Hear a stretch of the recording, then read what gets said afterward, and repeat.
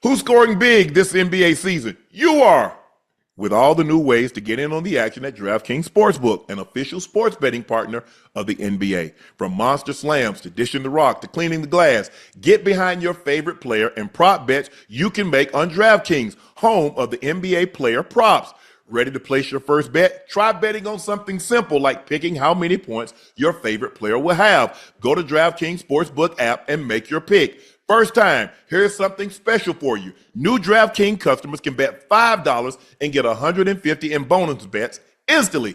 Take it to the rack with DraftKings Sportsbook. Every point counts. Download the DraftKings Sportsbook app. Use code MONEYMOVE. That's code MONEYMOVES for new customers to get $150 in bonus bets when you bet just $5. Only on DraftKings. The crown is yours. All right, listen up, taxpayers. It's time for what you all really tuned in to listen to me for. Financial advice. Tax season, Boost Mobile wants you to turn your tax refund into 6 months of saving. When you buy 6 months on their best unlimited plans, Boost will give you another 6 months for free. That's like 6 times 2 divided by 1, carry the, a really good deal. They told me I should have been a tax accountant. Well, would you trust me with your money? Well, that's great news because I'm not done yet. Visit Boost Mobile store during tax season and enter to win up to $10,000 to double your refund. Or if you're really good at math and money stuff like me, pay off what you still owe. Okay, time to take my financial advisor hat off and put on my lawyer hat. Requires upfront payment, tax and fees extra, terms and exclusion apply. Visit boostmobile.com for full offer terms and sweeps details.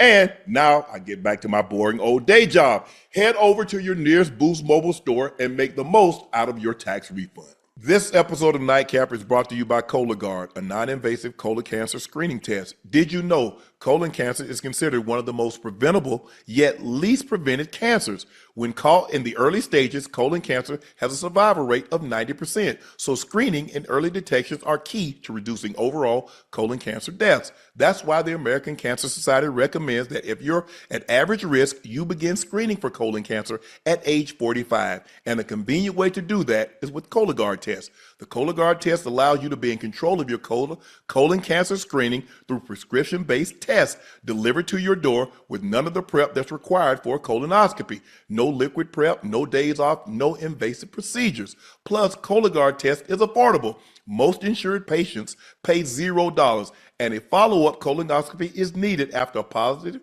Cologuard test.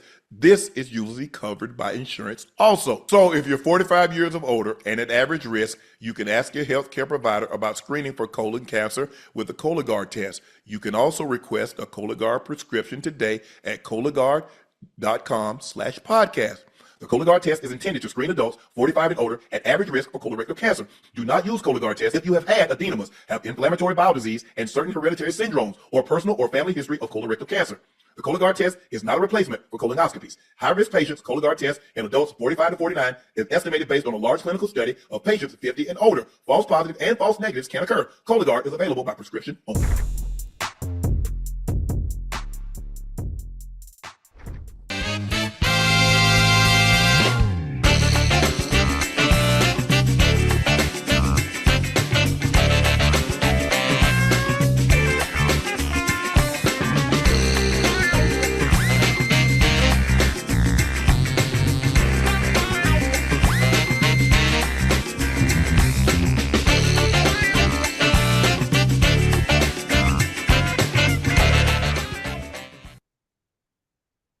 Hello, ladies and gentlemen, and thank you for joining us for another episode of Nightcap, brought to you by Boost Mobile. Visit your nearest Boost Mobile store or boostmobile.com to join their nationwide 5G network today. Y'all know who I am. I'm your favorite Unc, Shannon Sharpe, that guy at the bottom, the Liberty City legend, the Bingo Ring of Fame honoree, Pro Bowler, All-Pro. That's Chad Ochocinco Johnson.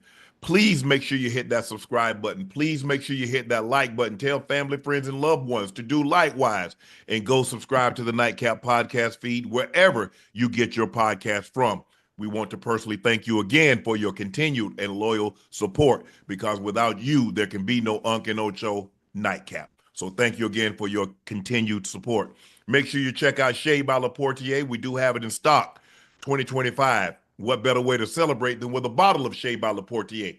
Now, if you cannot find it in a city or a state near you, trust me, we are coming to a city or a state near you.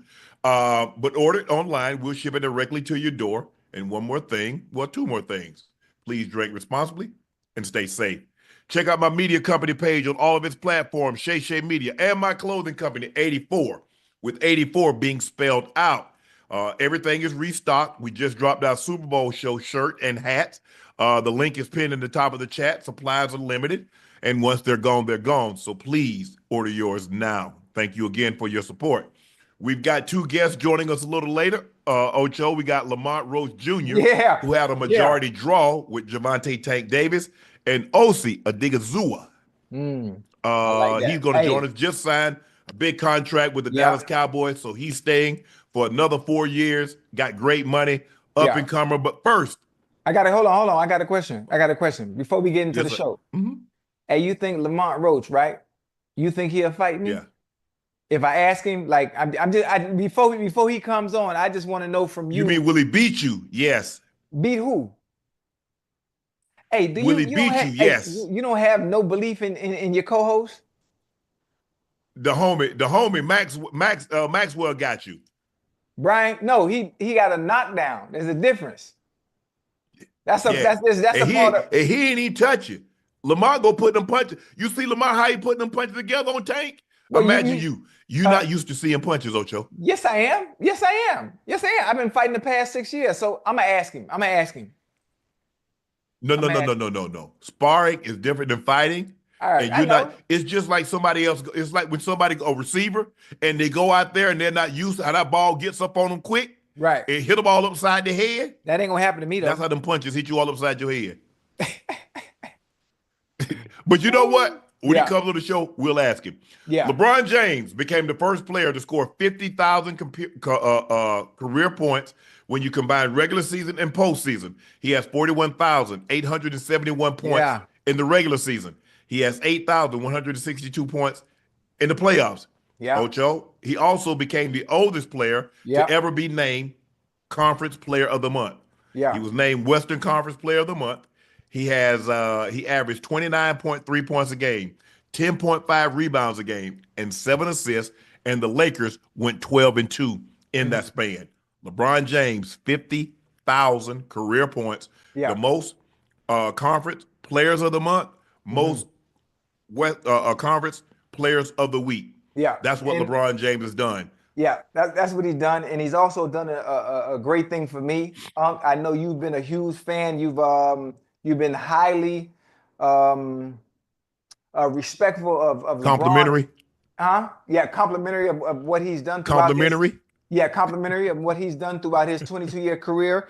And listen, I asked a request. I sent a tweet 22. Out, and this is the power of Twitter. This is how great Twitter is. I said, listen, LeBron, can I get that 50,000 point ball when you hit that milestone?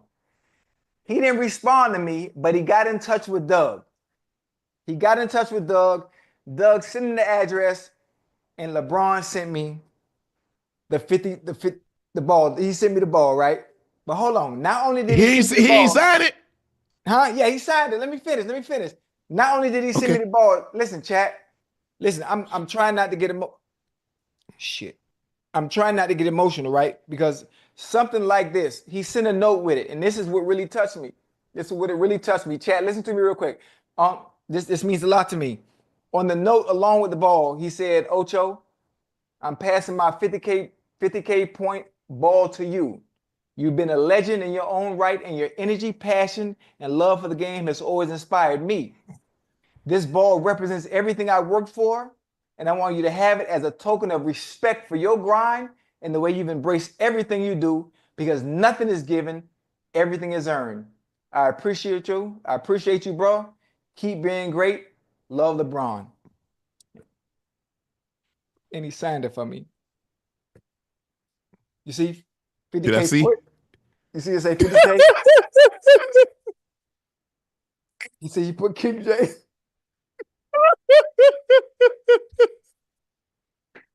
It seems like when he spelled James, he almost forgot how to spell his last name. Oh, that's because he left-handed, so it write a little different. So I'm just trying to figure out how you get all these milestones. You got the 40K ball I got and it, you yeah. got 50K? Hey, I got both of them. Damn. I got, hey, LeBron, I know you're going to see this, boy. Listen, I appreciate you, and I promise I won't gonna get emotional, but it's hard to hold back tears, man, especially for you to reach a milestone like this and want to give me the ball. Man, that means a lot to me, to my family. And if at any point in life, I doubt it's going to happen, if I'm ever on hard times, this will definitely come in handy. I love you, bro. Oh, if you have a hard time, you go give it up? I ain't going to have no choice. True, I ain't gonna have no choice. What you mean you ain't got no choice? Hey, like a chick on prom night, her senior year. Give it right up. You get it up? Giving it up. Hey, but LeBron, hey, real talk, boy. I love you. I appreciate you. And this is going in the case. 50K, baby. King James. Dude, Go James. I don't know if people really understand what it's like to be great for that length of time. Yeah, man. I mean, basically, since he set foot in the NBA, since he was 18 years old. Yes, sir. He's 40 now. Yeah. He's been great. Yeah. He's been great. I mean, you can have all the criticism you can want. I mean, you can nitpick. You want to say if there's a game, he should have shot instead of passed. Or if you want to say where he should have did this instead of that. Right. But there's no denying his greatness for such an extended period of time. You can bookend. You can say, oh, he was great here. He was great there. Right. But you color all in between 18 and 40, and it's colored with greatness. Right. It's remarkable, and I'm not sure we'll ever see it again. Somebody play at this level. I mean, yeah, they're gonna be players that, I mean, you can look at Luka. Luka can average what LeBron averaged, can get you rebounds and assists. But do we believe Luka's gonna be doing this in year 15, year 20? No. Probably not. Are we sure somebody else is going to be able to come along, Ocho, and play this long? They might have a stretch, a 8-year, a 10-year, or even a 15-year stretch. Right. But when you extrapolate what he's been able to do for such a long period of time at the level in which he's been able to do it, man, it's a beautiful thing to watch. Like I said, I got an opportunity to watch Jordan his entire career. I watched Kobe his entire career. But this is remarkable. This is remarkable what LeBron has been able to do. Yeah, and that's why I'm getting emotional, because it means so much to me, especially for to achieve a milestone like this, and to be willing to give that up, so I could have it. I mean, I don't really never get, I rarely get gifts. People really give me. I'm normally the giver. So to get something like this, man, LeBron, I know you're probably watching. I appreciate you, boy. But you're a real one, boy. I don't care what they say about you. It just goes to show you. Can you imagine if LeBron, because Luka is really the only guy that LeBron is truly trusted to have the ball exclusively in his hands. Yes, sir. Now, we go back and says, you know what? If LeBron had somebody he trusted and he didn't have to have the rock in his hand, and he can do what he's doing now, spot up. He can get to the high. He can get to the high point, the high pick and roll, or he can whatever. He can slash. He can cut. You see what he's doing at 40. Oh yeah. So imagine LeBron at 25 and 30, and he has a Luka that he doesn't have to worry about sitting him up. He doesn't have to worry about running the offense. Luka can do everything that LeBron does, and LeBron gets to focus on just this. Yes. Yes. What do you think his numbers would have been? So now he doesn't have to worry about facilitating. Now his assist total might be a little lower because he's not going to have the ball in his hand primarily. That's going to go to Luka. Right. But you see scoring and the percentage in which he's shooting. Go back and look at since Luka's arrived. Look at his three-point field goal percentage. Look at his field goal percentage. Look at his point total. That's crazy. Everything has increased because you know what? A lot has been taken off of his plate, Ocho. He doesn't have to worry about facilitating for everybody. He doesn't have to worry about all that other stuff. He can just say, Luka, you have that. Let me get like 3 runouts a game. Right. Let me get a couple of dives to the baskets. I hit a couple of threes. Hell, that's damn near 20 right there. But it's been unbelievable to watch. Yeah. And like I said, I'm old enough to remember a lot of the great players. I saw Magic. I saw Magic in person once. But most of the time, I mean, to see Bird and Magic and Akeem and all these great players, and now the Steph Currys, the KDs, and all that stuff to see these guys play. LeBron, Kobe, Shaq.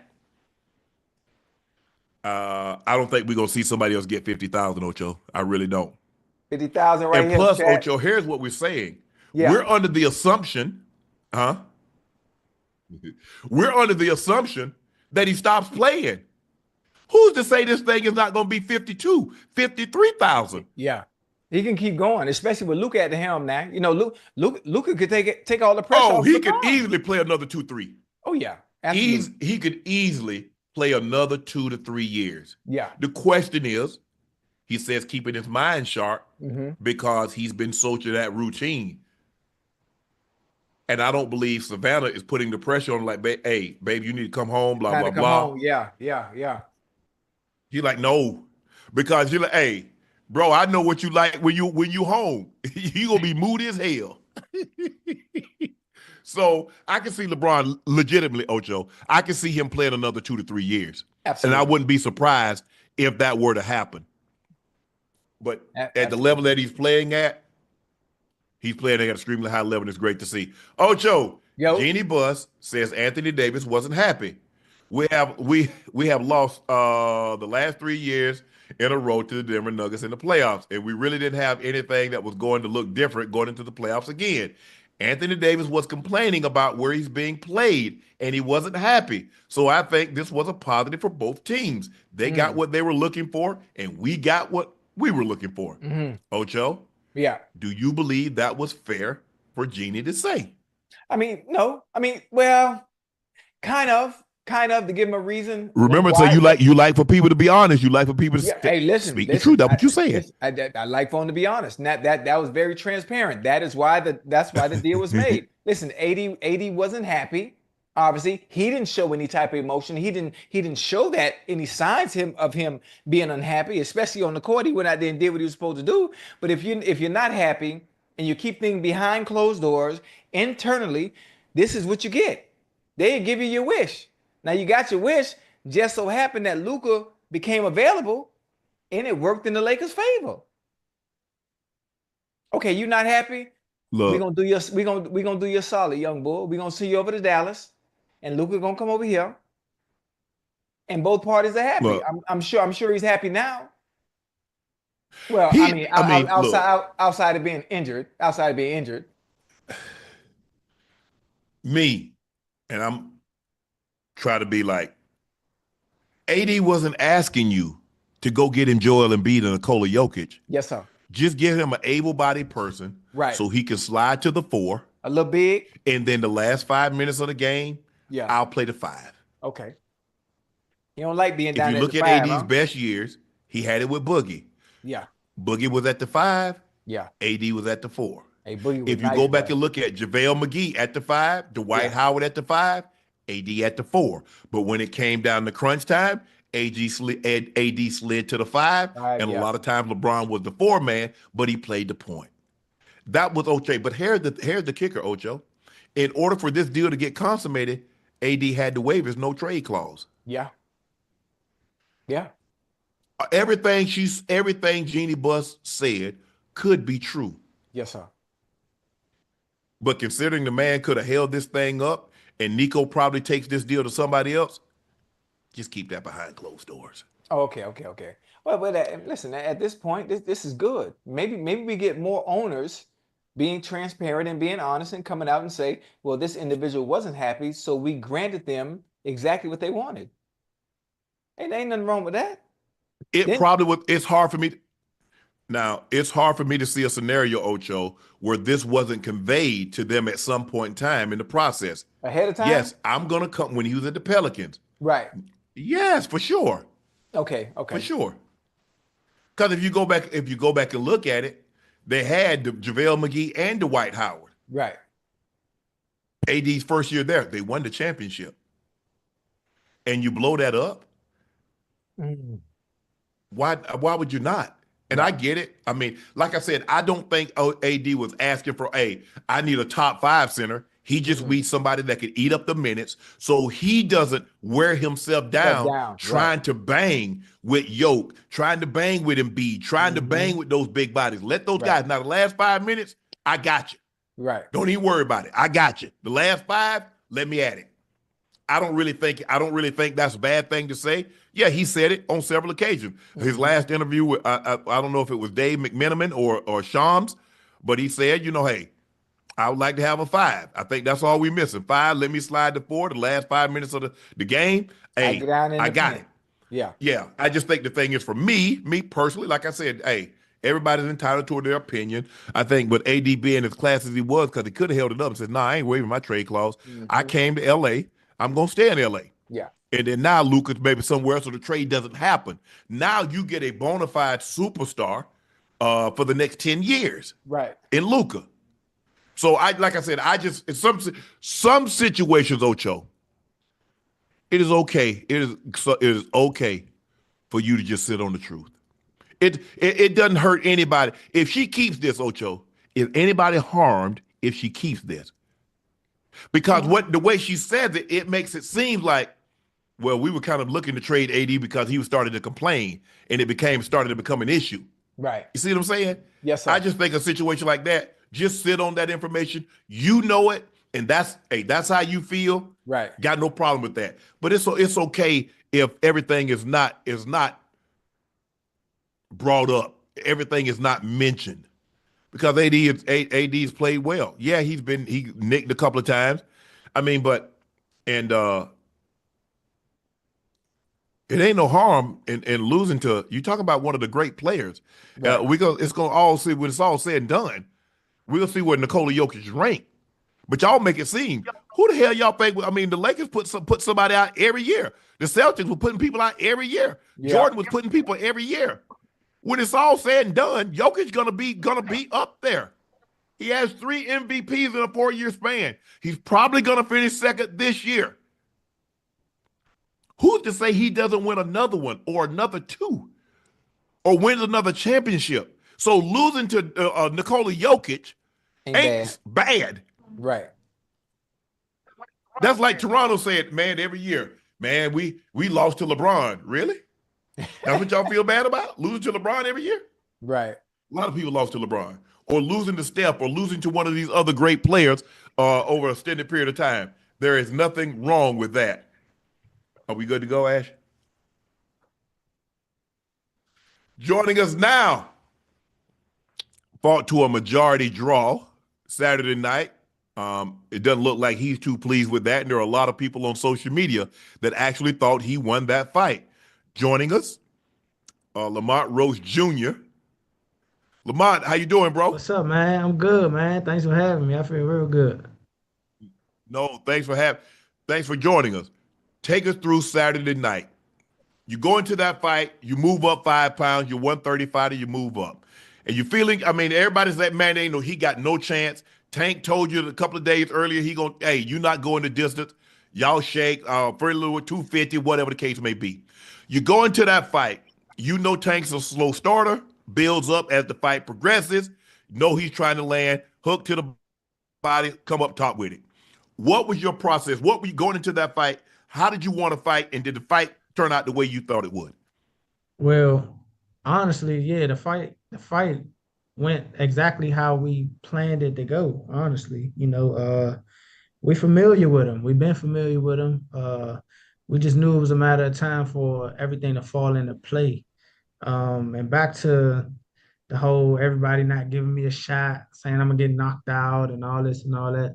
I know what I'm capable of, and I know what I could do. Like they just in a nutshell, they had me totally messed up.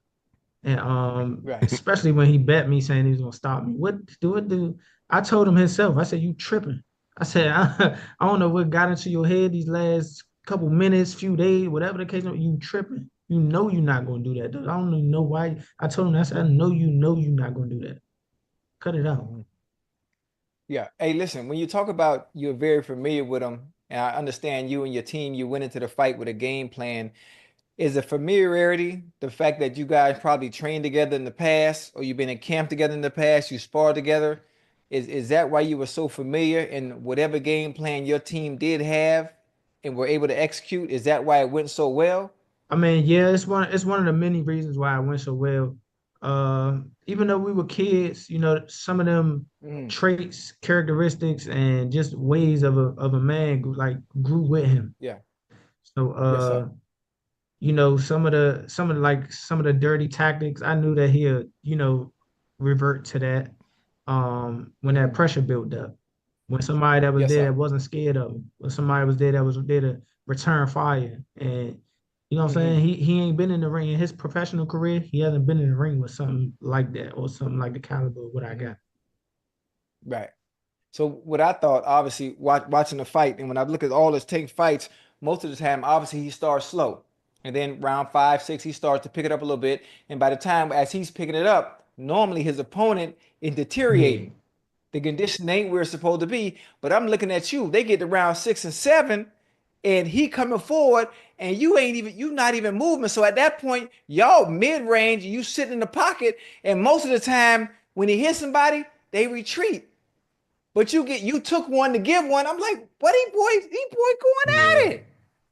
I'm like, so did the power not affect you in any way where you didn't really care? Where you just sat in the pocket with him in exchange? Because most of the time, I mean, you got to be Oh yeah, cautious. for sure. You got to be cautious because when throwing punches, you got a chance to get hit, when you letting go. Did you not care at all, or did you feel his power early and really wasn't worried about it? So it wasn't that I wasn't caring. It's I was cautious, like you said, I was cautious, but the defense is there and the confidence was through the roof. And Right. I got a chin. You keep a spade a spade. Like, you know what I'm saying? Like Yeah. I see why he knocked people out. Um, Yeah. I'm not gonna say the power is overrated, but I've been in there with guys who can punch. I mean, like with Right. guys who can punch. So it's like it's nothing. It was nothing new to me. I've been in there with middleweight champions. I've been in there with junior middleweight champions. I mean, like as they were champion in their prime and stuff like that. So it's like, you know what I'm saying? Like I was confident in what I could do defensively, and if I get hit, I know I was gonna Right. give it right back. Right. So listen, in the ninth round, I'm sorry, Unc. I get excited No, about go boxing. ahead. I don't mean to take over. Listen, hey, young boy, in Go the ahead. ninth round, Javante took a knee. Obviously, there's some controversy behind that. It wasn't ruled a knockdown by the referee. I've never That's seen that crazy. ever in my years of watching boxing and enjoying the sport of combat sports in general. Did that moment impact your strategy for the remainder of the fight? I'm gonna say no, and let me tell you why. The simple Yeah. fact that he took the knee is is it was really a boost because it's like, all right, Oh, it's all right, okay. what we doing is working. We know that Yeah, yeah, he yeah. looking for something. It should have been a knockdown one. So that's why Yes, I'm sir. yelling at the referee, like, keep counting, like you tripping, keep counting. That's a knockdown. Because if y'all didn't notice, he started the count. He started the count and then He he cut did. it. And then he stopped? Yes. Yes, he stopped. Okay. So when he Yes. resumed the action, I'm like, what you doing? Keep counting. Like you can't do that. Right. So and then it wasn't even registering or processing through my mind the other rules Right. to the simple fact that he could have got disqualified for having his corner come up to the ring and assist him during the round or Wiping his wiping Yeah, his you face. face. can't You come to this can't do mat. that. Or Yeah. he can't turn his back on during the fight. That's cause for that's the wave it all. He took a knee and then turned around and went to the corner. A ref will usually stop the fight. Oh, I ain't know that. Yeah, Damn. I'm watching you. A lot of times when people hit Tank, like Ocho was saying, they retreat. But it seemed like you had a strategy. Like if he hit me, I'm gonna hit his ass back just as hard as many times as he hit me. And I don't think he expected you to return the kind of fire that you returned because you wobbled him a couple of times. And I'm not so sure definitely. that I've seen Tank wobble like when you caught him a couple of times and you was getting through the guard. I mean, hey, normally a southpaw fighter, that lead right is a home run right down Broad Yeah, Street. And you kept touching him with it. for sure. It was one of the many things that we trained for. Uh, Obviously he happy go lucky with his left, and it been working for his whole career. He been knocking these dudes out. So we've been training. We've been sitting on the left, being able to working on countering, working on being able to block and come back.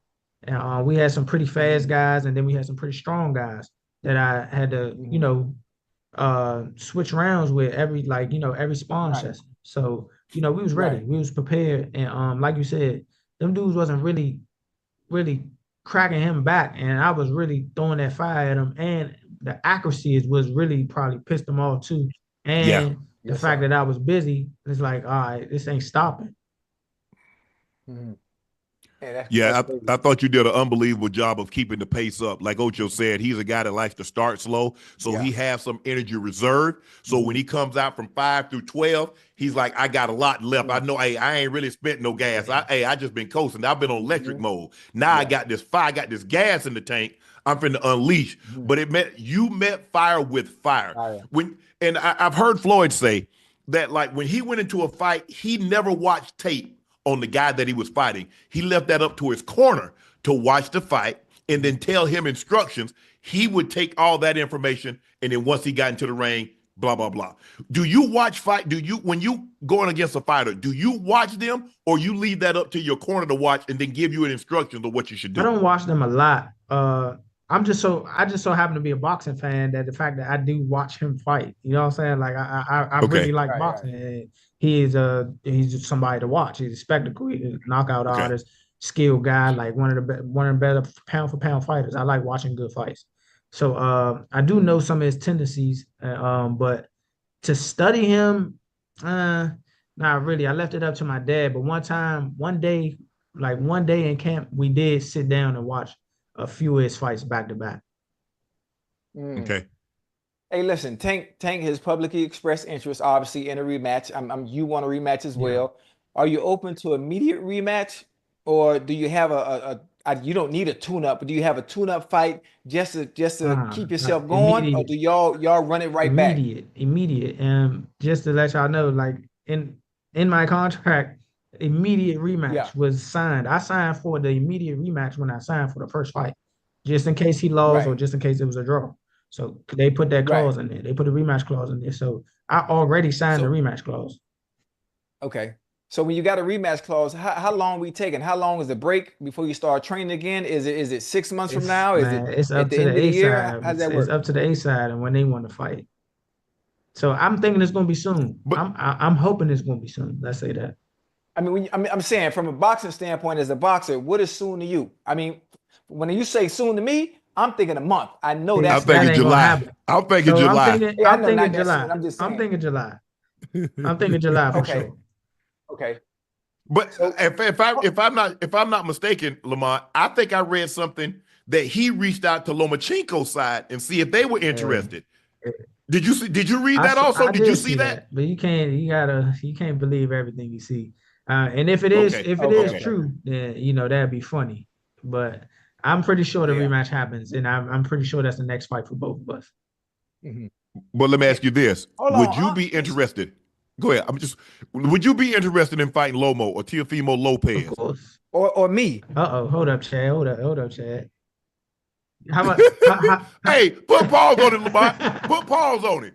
Hey, Chad, hey, if I don't know if you seen me fight Saturday, I really do this. Yeah. Hey, I was there. I was Yeah. there. I've been studying you for years. You hear Uh-oh. me? Okay.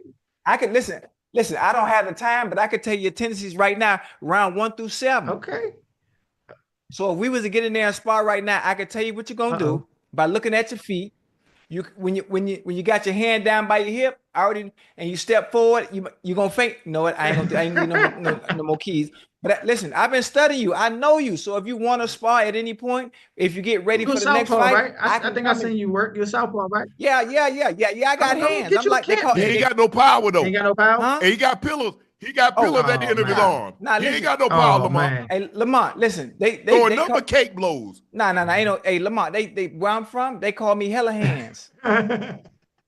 Yeah, they call me hella hands. But listen, I reflecting on your performance, right? In that fight, bro, your game plan was phenomenal. Everything you did, you executed from round 1 all the way to 12. After you have a fight like that and you put on a show like that, what aspects, I mean, like how do you improve off of that? Because if you were to grade your performance that night, you get an A plus. Yeah. So what do you go back and work on after putting on a goddamn show like that? Man, just just going on. See, my thing is I always want to get better all the time, no matter if I do have Right. a good performance or not. I just go back and Yes, I sir. watch the tape and see what he do. Obviously, if whatever he come with the next one, that we just gotta still Yes, sir. capitalize. We're gonna add to what works. Right. If it ain't broke, don't fix it. But we're gonna Yes, add sir. to it. We're gonna build. We're gonna build. We're gonna build. We might try to pick it up so we can see if we can get that stoppage on now. You know what I'm saying? You never know. That's how you capitalize. Hey, That's how you capitalize. yeah. Boy, your condition was on point, boy. Old school It was on fighter, point. man. 15 round So fighter over here, man. for Yeah, for real? sure. I was in camp But spawn Lamont, when 13, you 14 rounds. Wait, it, with it time or no time? No, with time for sure. With time. Okay. Because I did 22 rounds, no clock. Why, Chad, we gonna get you in camp. Maybe you can get me ready for the rematch. Matter of fact, bring me to camp. I ain't even gonna charge you. I ain't gonna charge you. I give you 4 rounds. I let somebody else go for it, and I come back for another Fair 4. exchange, no robbery. I like that. I All right, bet. man, Lamont, will you put a pause on I this got you. man? Don't beat him up too bad because I need him. I need him for the nightcap. I'm So good. I don't want him to come back talking about slurring. I don't want him to come back Yeah, talking like he the gonna be champ. all right. I think he'll be all right. Don't just give him body blows. Don't hit him on his head here. Just give him body blows. I'm good. My defense is my offense. I ain't gonna All get right. hit. Okay. Lamont, it's a lot of times when guys win and they get a rematch, they're like, well, I don't have anything to improve upon, and they run into a problem. Because you had a draw, can you go back and say, you know what? In this situation here, I should have did this instead of that, and I might have been able to land something. Is that how you go back and approach the fight because you didn't get the win?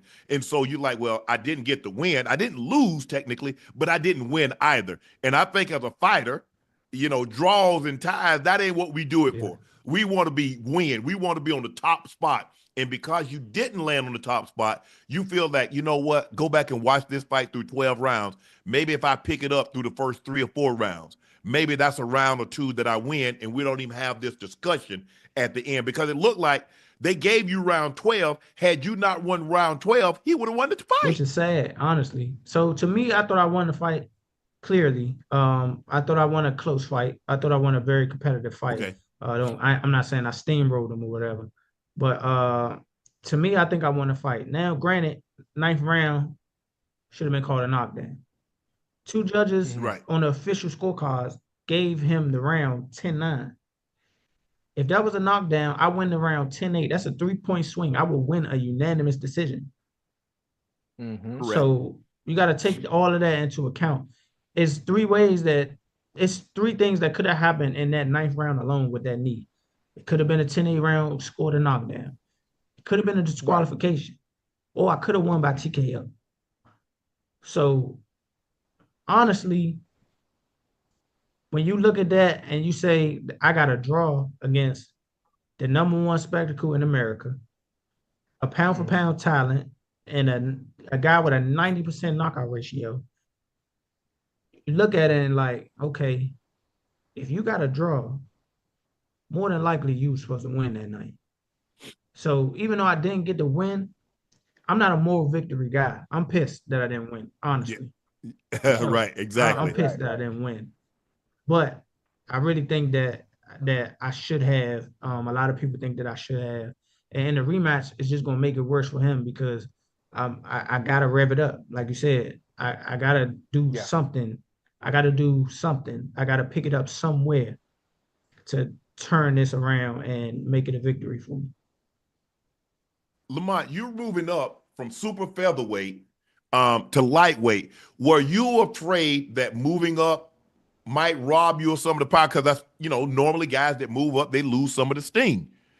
Were you concerned about that? Are you going to stay? Are you going to stay at super feather? Or are you looking to move up to maybe go to 135, 140, even higher? Now, one thing that 135 gave me is a lot more stinging. I ain't gonna lie, it was 5 Okay. less pounds I had to lose. So, I felt So what do you normally walk around at, Lamont? normally, I want to say if 50, 55? especially if I'm in the gym, no, I walk around like 150, somewhere around Yeah. 150, 149 on a good day. If I'm on Okay. vacation, I don't get no higher than 55. So Okay. Okay. Okay. So So I think that works. I think that's one of the things that helped Floyd Mayweather. Yeah. Because Floyd is not a naturally big Right. man. So it was easy for him to stay at 147 because Floyd only walking around at like 155 to begin for with. sure. So he go for 6-8 weeks, he lose 5 pounds. And That's his sweet yeah, spot. for sure. For sure. Hey, And that's another thing with you. It's not like you're walking around 165, Yeah, nah, I can't 160, 165, and you got to strip down 35, 30 Right. pounds. You only having to come down 10, maybe even 15 Right. pounds at a max. Yeah. So that's a lot. That's not that drastic where you see these guys have to go through this massive dehydration in order to make weight because man, you keep doing that fluctuating your body, man. It takes something out of you, definitely man. take a toll on you for sure. Hey, listen, after a fight like this, how much time do y'all take off? Like, I mean, before you get back in and gradually just start building yourself back, not only in the shape, but just making sure you don't lose that rhythm and consistency. It's tough, man, especially how boxing is today. That's more so like a personal. So me personally, I don't like being out the gym too long. I get cussed out by my doctor because he tell me to take a break. You know what I'm saying? Like, Right, so, right. and I understand because your body do need to heal, rest. I've been through an 8-week training camp and then went through a hard 12-round fight. So, Yeah. got to get your body together, take some time off because when you peak and you peak at the right time, and I think I peaked at the perfect Yes, time sir. Saturday night, Right. it's, it depletes you. So I get a little rest. Probably like 2 weeks. Then I want to be back in the gym. One, because I probably get too heavy and I'm like, I don't feel right. Right. You don't feel right. Yeah. I be bored. I normally be in the gym. So that's how I go. Wait, where you live at? What I state? live in DC. Okay. I'm make a little trip down there, man. Whenever you get back in the gym and you want to start sparring, I'm gonna come down there. And I got a don't little. know. I'm a bad man, Chad. I don't know. I know. I'm a bad man too. That's what my teacher called me when I was in high school. But listen, I got a little bet for you, right? We're gonna do 8 rounds, right? We gonna do 8 rounds? If you can, we're gonna do 8. Yeah. If you can beat me at least 4 rounds. Now, LeBron James, he just scored 50,000 points, right? He sent me the ball. If you could beat me, if you could win more rounds than me, I send you this ball he gave me to I'm put calling my up. dad right now. We can set that up. Milestone. We're gonna set that up for sure. You gonna take that ball above him? That's gonna get that ball above him? Okay. Right in the trophy case. Right on top of the belt. Okay. Matter of fact, I'm gonna make it easy for you. I'm only using my jab hand on man. You giving it away. Nah, I mean, listen, I can take what I'm doing and still win. Man. That's what I do. I told you they call me hella hands. You giving the prize away. LeBron ain't gonna like that. Oh nah, you ain't gonna get that. You think I'm gonna lose to you and lose that ball? Sure. For sure. Devil is alive. Hey, let me ask you this, Lamont. After the Tank fight, who would you like to fight after Tank? Are you gonna stay? Are you gonna stay? If you rematch, you beat Tank at 135. Are you gonna stay at 135 or slide back down to 130 or go up even to 140? It depends on what's available. If the champions at 35 are available, I want to fight them. I want to unify, obviously. That's good for my career. That's like legacy fights, and on top of that, they big money fights. Money. If they're not available, I would go definitely defend my title at 30 and probably try to unify there because I can make 30 comfortably, and and I feel like I run that division. Like I probably can even go undisputed if they let me. That's live. Because I'm live. Lamont, being a student of the game, I know you heard your dad. You weren't around there, but I know your dad has told you or whomever in your corner about the 4 kings. Hearns, Hagler, Durant, Leonard, and how they fought each other. And all the top contenders in that, they fought them. You go back to the 70s, you look at the heavyweights, they fought. Norton fought Ali, he fought Frazier, he fought Shavers, he fought Ali. Nobody ducked. Why is it now, Lamont, that we have guys and they want to cherry pick and don't want to take? It seems like, and I love Floyd, but Floyd that 50-0 because nobody wants to take an ass whipping now because now they feel like my legacy is ruined. I lost the fight. Some of the great fighters We don't look at Ali because he lost 3 or 4 times. Even when he looked bad fighting Trevor Burbick or Larry Holmes, we don't hold that against him. Mm-hmm. We don't hold it against Leonard. We don't hold it against Hagler. We don't hold it against Hearns. We don't hold it against nobody. I don't know, and I hate that. I love Floyd, and I'm glad he's undefeated. But everybody thinks now, if I be undefeated, I'm going to be revered like Floyd, and it's not going to happen. It ain't. Floyd is one of a kind fighter, man. In the caliber of He his is. own. Even if a lot of people do go undefeated and retire undefeated, it's not going to be the same. And it's not going to be the same because Floyd put in his work. Floyd fought them guys when he was able to and stuff He like fought that. everybody. He fought them guys. And he earned the right to fight who he wanted to, when he wanted to, whatever the case may be. That's just a once in a lifetime fighter. I don't know why the guys are not. Well, maybe I do. I'm gonna give you a little scoop. These guys are worried about the money that they can make if they told you if they still have a O on their record. They think that a blemish would knock down the value of their whatever they have in their contract or whatever they have presented to them, which is, crazy to me. I think if you put on a good enough fight, no matter if you win or lose, the performance is what matters. It's really what matters. So people gonna pay to see you fight. If you fight the good fights, that's what they're gonna pay to see it. They're gonna pay to see it. That's why pay-per-view numbers used to be so high, because people are gonna pay. They want to see certain fights. They want to see them fights. Mm-hmm. Look at Mickey Ward and Arturo Gatti. Ooh, that was jam-packed. Laws didn't matter. People still pay big money to see that because they know they was gonna get action. But now, Lamont, guys like, you know what? Yeah, if I fought Lamont, I can make 15 mil, but if I fight this guy that I know I can whip, I can make 10. So why take the chance for an extra 5 when I can get this can over here and I can whip him for 10? So I just get me I get me 5 or 10, I get me 5 or 10 of these $10 million fight. Why would I need to take a risk for 2 of those big fights? I ain't gonna do that. But then, Unc, you got to think about that. Lamont, I told Unc the other night, we talked about this too, right? Not only do certain people not want to take risks, but you want to build it up until you get to the really, really good fight. So if you got, like you talk about the four kings back in the day, right? And today's, if you got the best boxers, right? And if all the best boxers fight each other right now and not have fight after fight after fight and actually build it so people want to actually want to watch and you can maximize your pay, that's a little different. Think about how long before Earl and Bud actually fought. Yeah. Look how long it took. Look how many fights they had because there was a build up to it. So from that standpoint, I kind of get it and understand. You want to maximize your pay. You also, nobody wants to lose, but at some point they ain't gonna have no choice but to fight each other. But Ocho, you got to understand. The timing got to be right. But think about it, and Lamont, you know this. Sugar Ray went to 160 to fight Hagler. He definitely did. Hearns went up. He definitely did. He didn't come down. They went to him. They did, because they started off about guys that's very similar, 130, 135. They went up 2. Sugar Ray was 147, went to 160. Hagler, Hearns was 147, went to 160. You're definitely right about that. That's middleweight. And Ray and Durant started at 35. So. But Durant he was that small. Yeah. One of the best lightweights to ever do it. Yeah. Horse hands. A lot of those guys started. Yes, a lot of those guys started there. Ocho, 30, 35, Floyd, 30, 35, 40, 47, and De La Hoya at 54.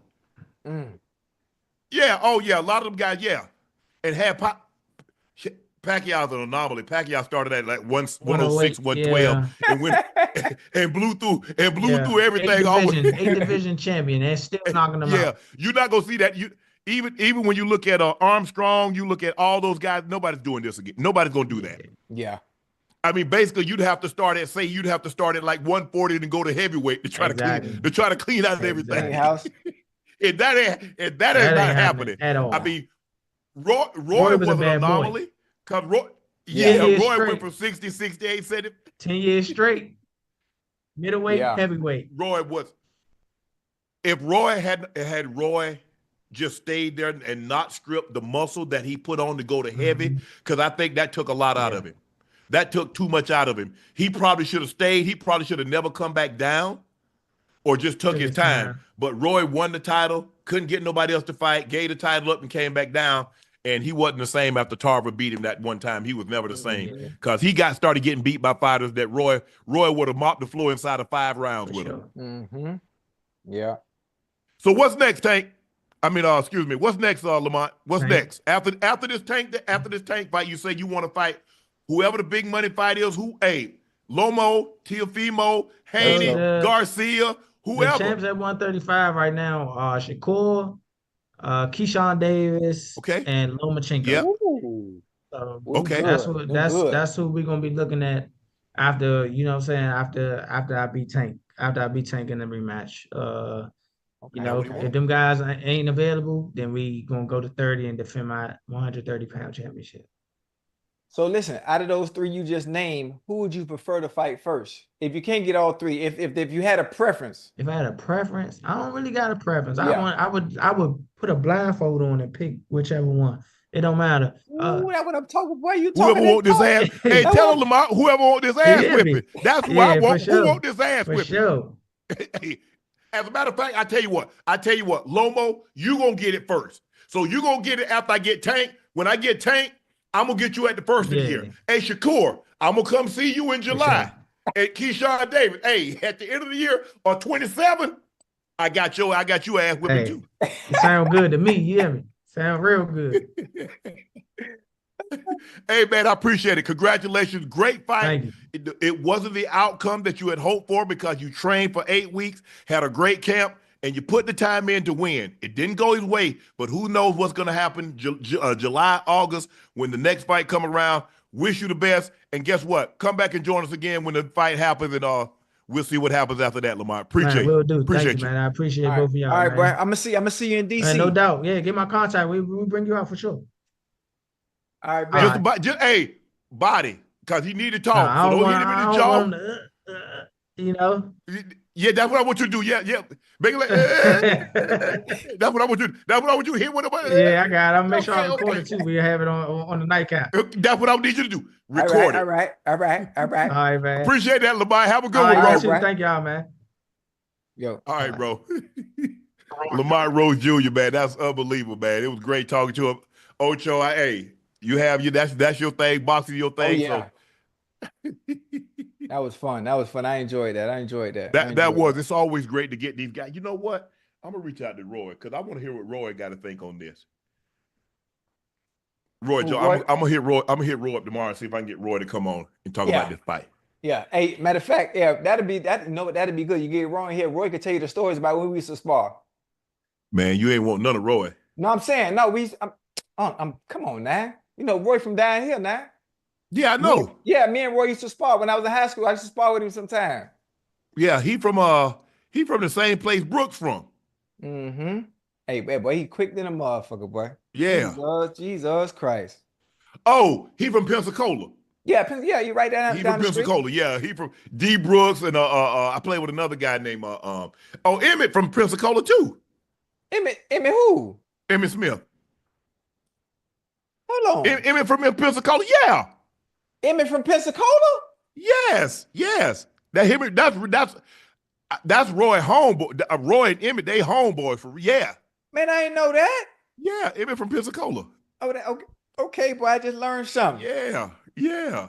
Yeah, boy. I used to be piecing Roy ass up, boy. Yeah, them some days, boy. We got to get Roy on here, man. We got some good stories. We'll get it. Ocho, Kevin Durant and Coach Bud got into it last night. Check this interaction out, Ocho.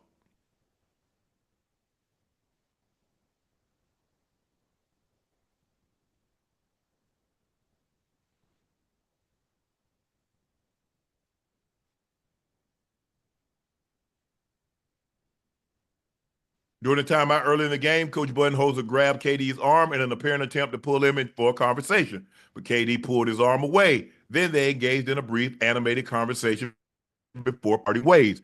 KD spoke about it after the game. Let's take a listen to what KD had to say.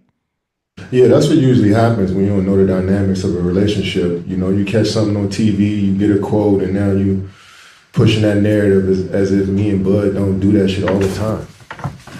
We competitive as two individuals who want to see things done the right way. And sometimes my way ain't the way that Bud want to do it, and vice versa. And he allows me as a player on the team, a veteran on the team, to voice my opinion. If we both didn't care, we would never have stuff like that. You know what I'm saying? So, and I'm glad that the win is going to sweep all of that stupid stuff under the rug, because people couldn't wait. Even some people in Phoenix in here couldn't wait to run with that, you know, and say, oh, this is the reason why the team ain't playing well, because of that specific thing. But come on, man.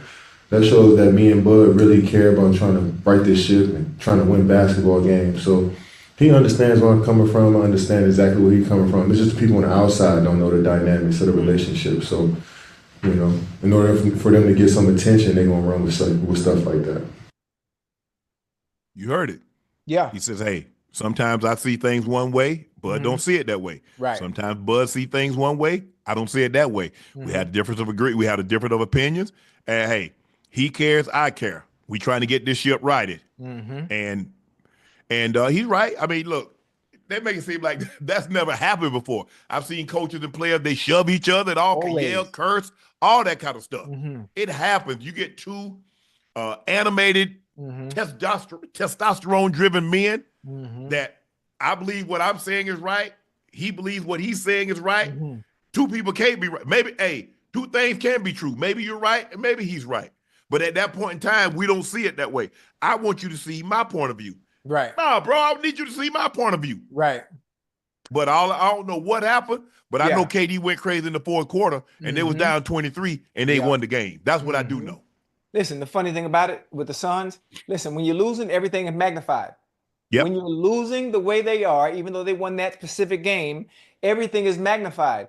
Unless you played organized sports in a structured environment, you'll never understand that dynamic.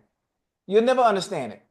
That goes on all the time, especially when it comes to a player of that magnitude that's great and you have a coach and the coach wants to see you do your best, or if you're not playing to your full potential, they're going to get on you just like that. Yep. That happens not just at the elite level with NBA players, NFL players. It starts even when you're young. The problem that you got to worry about is when you have a coach that cares about you and he stops talking to you and he doesn't try to correct you. He's not on your head and trying to get you to do things the right way. That means he doesn't care. So when I see, as a former athlete, stuff like that happen, it resonates with me because I've been in that situation before with Hugh Jackson getting on me on the sideline. Of course, because I'm trying my hardest. Hey, I fire back. You know, I talk back a little bit. But you know, Hugh, man, Hugh would grab me by the neck. Man, don't play at me. Yeah. Not today. Hugh from Compton. Hey, Hugh don't play. You know, man, Hugh a damn fool. Hugh good people, but Hugh good people. I like you. But you know what, Ocho, you're right. You're absolutely right with a lot of times, like, you know, in the heat of the battle, you forget. Like, man, I shouldn't do this in front of all these people because there's 70,000 to 80,000 people watching and there's cameras everywhere. You forget sometimes, though. You do forget. You absolutely forget. I always try to be mindful. You know, hey, let's get this behind closed door. I'm just gonna give you a look. You mean like that look you gave me when you thought I was late on first date? Like that? hey, nah, that was like coaches, like, hey, bro, look here. I won't allow you to say anything to me Mary Porter didn't say. Right. Mary Porter ain't never called me no mofo. She ain't never called me no SOB.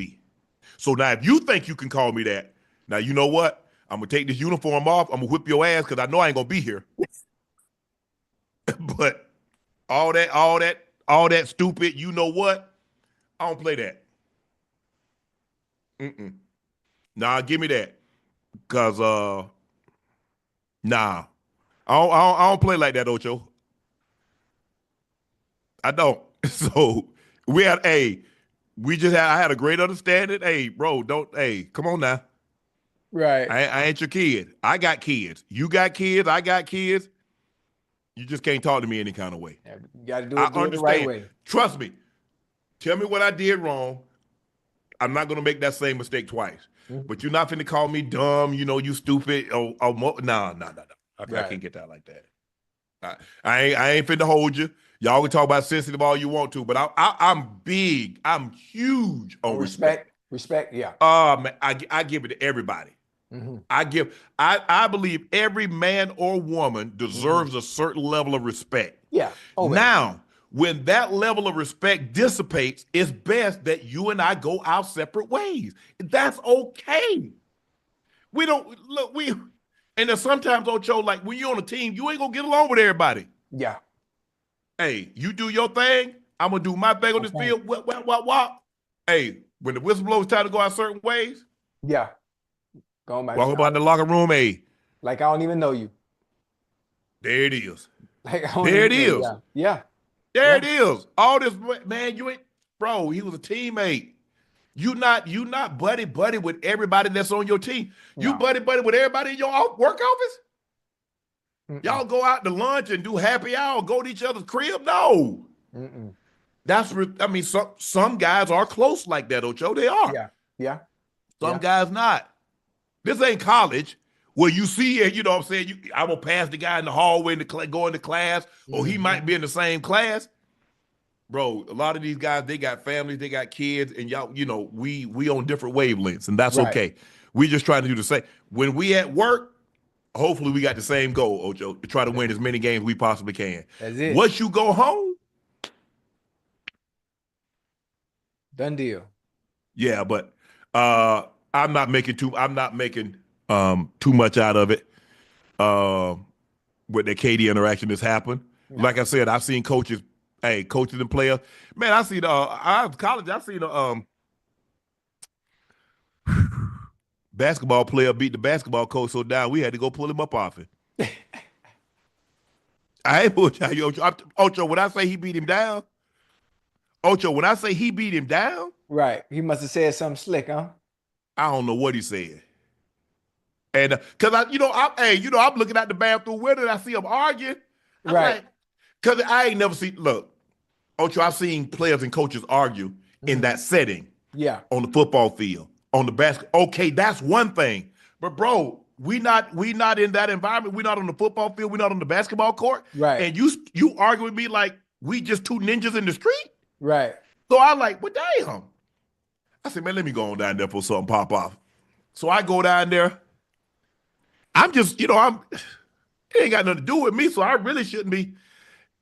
The next thing I know, whoop, wop, wop, wop, wop, wop, wop, wop, wop, wop, wop, wop, wop, wop. Ocho, I be like, okay, you probably asked for it because, first of all, you don't live on campus. Right. For you to bring your ass back on campus after practice is over to come back up here in front of this man, you probably was getting what you deserved. Where I intervened when he started kicking and putting feet on him. Oh, I said, no, I can't let you do that. Yeah, you got to go get him. I had to get him up off it. And they're like, bro, now look here, man, I was, coach, go ahead on now. Cause if I turn this man loose after I done got him up off you, that's on you. That's on you now. Round ahead. Two. Hey, I said, I called my other. I said, hey, man, get coach up out of here. Ocho, when I say he whipped him. Yeah. Hold on. So if that was the coach that the player was part of the team? Yes. Hold on. Was the player allowed to remain on the team after that? Yeah. Oh, he played a couple of. I think he ended up leaving on his own, but he didn't kick him off. Oh, that must have been if I'm not mistaken, I think it was the coach's fault. Okay, so he must have been a star player. He wasn't a star player, but he was a good player. He was a decent player. Okay. But my thing is, if I'm a coach, here's the thing. Yeah. If you let a puppy lick you in the mouth, you better be careful, because he's gonna grow up to be a dog and he'll bite you. Man, boy. When you Hold on. Boy, that was a good one there, bro.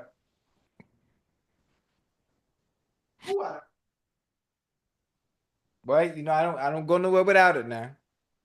Yeah. If you let a puppy lick you in the mouth, he'll grow up and bite you when he become a dog. See, if you put yourself on that level, the problem that the coach had is that he put himself on that level to be with the player. So the player no longer looked at him as the coach. Right. Ooh, he looked at him as like a common, like another player.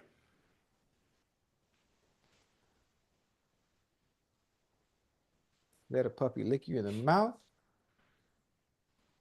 Ooh, that's a And good one, boy. so Ocho, that's why with kids, you stay up here, Ocho. You don't Right. say, oh, that's my friend. Oh, that's my best friend. Me and my Right. daughter, me and my son, we like best friends. Ain't no, we Right. not, no, we not. I tear your ass up. Mm. I'm dad. What'd you say, Ash? Okay. Oh, now joining us, fresh off a big contract. I'm gonna need to let me hold something. Let me Yeah, let borrow me hold something that I something can't too. pay back. And what? Osa Odighizuwa. Did I pronounce that right? Osa. Osa Yes, sir. Odighizuwa. Yep. It's good to be here. Thank you guys for having me. No, thank you for that. Congratulations on the deal. You seemingly really came into your own this year, doing a great job of attacking the run, collapsing the pocket, getting to the quarterback. What was different this year than in years past? I think just more experience. You know what I mean? Just getting more reps and then more opportunity. The most that I've ever played, the most that I've ever gotten a rusher passer. So I feel like just having more looks at it, more chances at it, is just always going to allow me to be better. You feel me? Because it's copycat league. You're getting the same blocks over and over. So the game starts to slow down a little bit. I can start to play the game within a game a little bit more. Well, considering that you went up against, for the last 3 years, you went up against one of the greatest guards in NFL history in Zach Martin. So I can imagine what those 1-on-1s and that 9-on-7 and that team setting was like, because it kind of prepared you, and you had to feel, man, if I can get off a block against Zach Martin, none of you other guys got a chance. If I can beat him on a one-on-one pass rush, you guys don't have a chance. Is that what you were thinking? Bro, literally. I mean, I know on Sunday, I know that the best guys that I went against all week, he's just right there to my left. Yeah. Away. So I don't really have to worry about anybody else. I know that. And people ask me, who's the best guy that you've ever gone against? I'm like, I go against him every day. So Zach is a legend. So I got so much respect for him. And he's definitely helped me sharpen all of my tools since I've been in the league. Listen, what factors influence your decision to commit to the Cowboys long term? I definitely love my team. Okay, yeah. You feel me? The routine and being in Dallas and everything that I have set up out here is conducive to what I got going on. Right. That's part of the reason why I'm in this position, to be able to get more money anyways. So for sure. So I think that's just as valuable as more money, and I feel like with that being the case, and trying to chase more for the sake of more, you know what I mean? Because it's you can always just try and get a little bit more, just try and get every dollar that you possibly can, you know what I mean? I feel like it was a very good deal, bro. And I was happy with it. It was life-changing money. Most definitely. I got to mom's is good forever. Yeah. Right. And you in Texas, no state taxes. So the money that you might have gotten, let's just say for the sake of argument, you got an extra $10 million over the life of the contract somewhere else.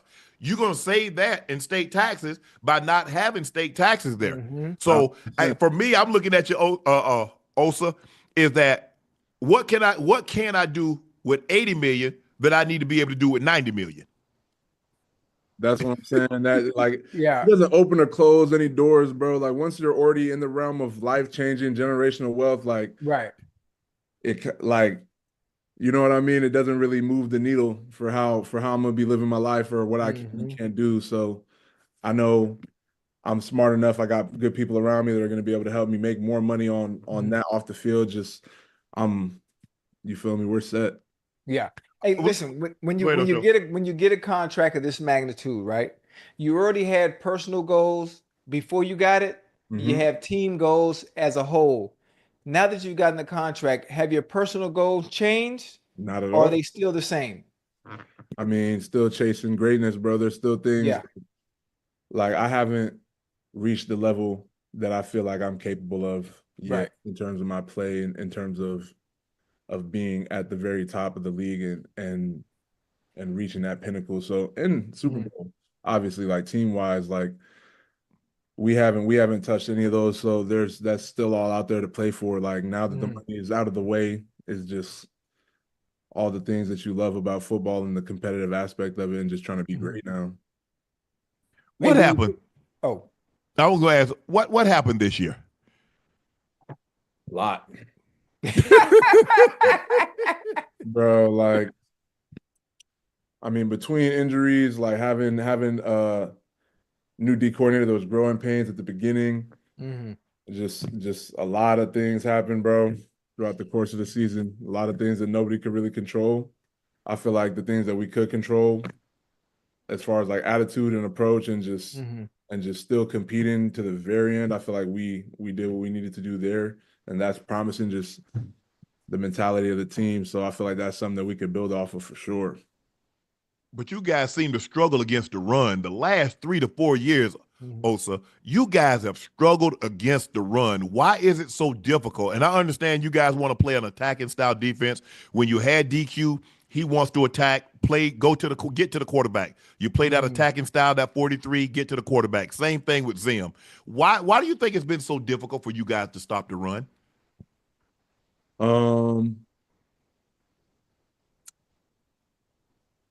That's a tough one. There's a lot that goes into it. You know what I mean? Like, I feel like just being able to do just as good at the run later in the game as we are in the beginning of the game. Because I feel like we don't start out just, you know what I mean, like butt against the run. I feel like obviously we've had games where we started slow, but I feel like for the most part, like we do a very good job at the beginning of the game stopping the run. It's just those later runs, like they break them eventually. So I feel like just getting those down and just locking in even more just to be able to do a better job of stopping the run a little bit later in the game. Hey, when you think about it, listen, I'm as a football enthusiast like myself, I like the Cowboys. I like the players on the Cowboys. I like the Cowboys fans. Now, I don't like the way things are run in Dallas. I'm not going to say anything bad about your owner or anything, but I would like to ask you, Jerry Jones last year said he was going to be all in. Is there anything that you would like to see ownership do to improve the team, to give you guys a better chance at not only competing in the NFC, but competing for Lombardi Trophy? Any additions you'd like? I know an O-lineman for sure. Okay. We just lost Zach Martin, so definitely going to need to pick up an O-lineman too, because you know that's a big part of our team, and I feel like you got to build from the front back. Right. Obviously, more D tackles is really me and Mozzie as of now, so getting a little bit more depth behind us and adding to the D-line room, like I said, building from the front back. That's gonna be very important. I feel like that's just if you're trying to win football games, you gotta focus on that line. Right. You got your money, and now it's Micah. You see Dak restructured his contract, CD Lamb restructured his, gave him nearly $40 million, about $37 million in cap relief, so they got some money to play with. Yeah. Micah just saw what Maxx Crosby got. The most money for a non-quarterback in NFL history. I think Mike over there, barbecue chicken, pizza, hamburger, chicken tenders. And he deserves it, bro. Like, I didn't say that first because I just felt like that was so obvious. It goes without saying, bro. Like, yeah, most definitely.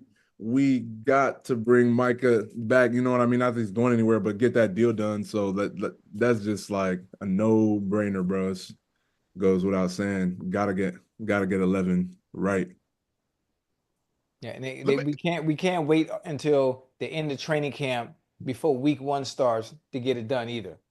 Nah, I think that's probably priority number 1, to be honest. Yeah. Can I ask you a question, Osa? When Jerry is constantly in the headlines, he's saying things like, "Do you like? Come on, Jerry. Come on, Jerry. Stall us out, man. Let us just play with all the distractions and that you're creating." No, Unc, he can't answer that. I don't view it as a distraction, bro. Okay. You know what I mean? Like, what he says doesn't affect what we do out there on the field. Oh. Like, I'm the one out there on the field, bro. Like, what? That's not even something that I really think about or let it distract me, bro, because I know I'm in the driver's seat when I'm on the field. So are the other 10 guys out there with me. So are the 11 guys on offense. Right. In control of the situation. But you do realize now when he says this team is as talented as those 90 Super Bowls team, and you guys go out there and stank it up. Now either he's misguided or you guys are not nearly as talented as he thinks. Now it's only one or two choices, Osi. You sound like a hater right now. I'm not gonna lie.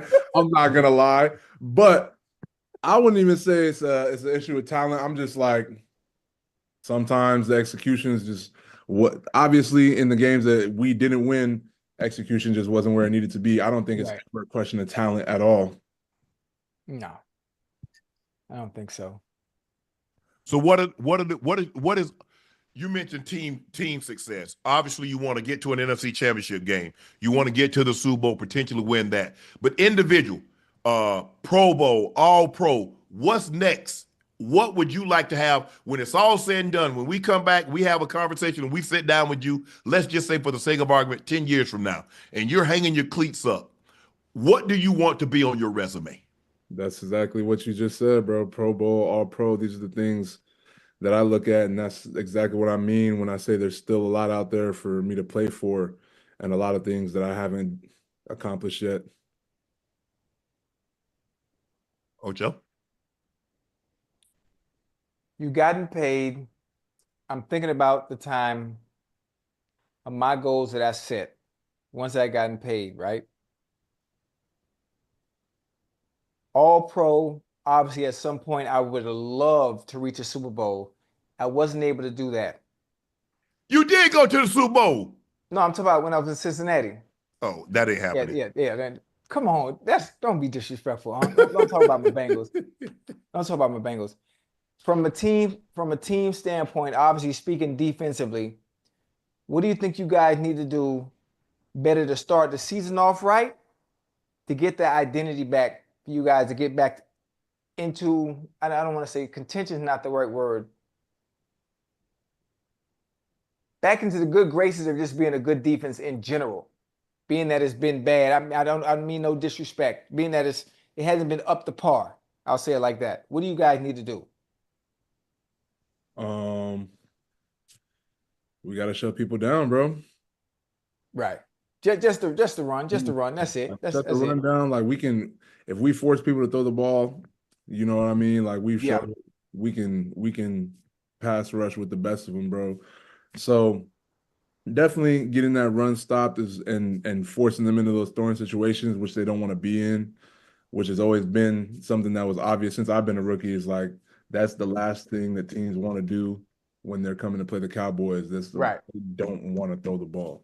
So we got to force them to throw the ball and play our game, you know? Mm-hmm. Cowboys defensive lineman Osa Odighizuwa recently signed big lucrative contract. He has his money now. Now he really gets to focus and become the player that he dreamed he could become. Oh, yeah. A Pro Bowler, an All-Pro, and hopefully get the team to the Super Bowl. Osa, thank you for joining us. Congratulations on the contract. Stay healthy, and we'll check in with you down the road. Yes, sir. Thank you. Thank you for joining. Don't forget to eat McDonald's. What?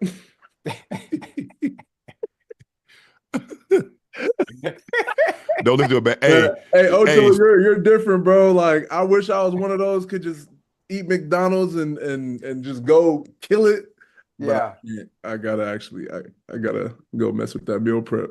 Shout out I got you, bro. I got you. Exactly. Appreciate it, bro. Have a good one, man. Stay healthy. Appreciate you. Bet. Ocho, we got some breaking news tonight. Whoa. What happened? It just happened just now? The Chargers have released 5-time Pro Bowler Joey Bosa. Releasing Bosa saved the Chargers $25.36 million against their cap. Wait, Who what? do you think should pick him up? Bengals. Listen, if Joey Bosa is gone, then this is be the perfect opportunity. Now he can command that much money, right? He just got released. Trey Hendrickson is due a huge deal. I'm not sure if the Bengals are going to be able to pay him. What about Joey Bosa coming to Cincinnati? What do you think, Unc? Yeah, Talk to but me. he's still gonna want. He gonna still want big money, Ocho. Wait a minute now.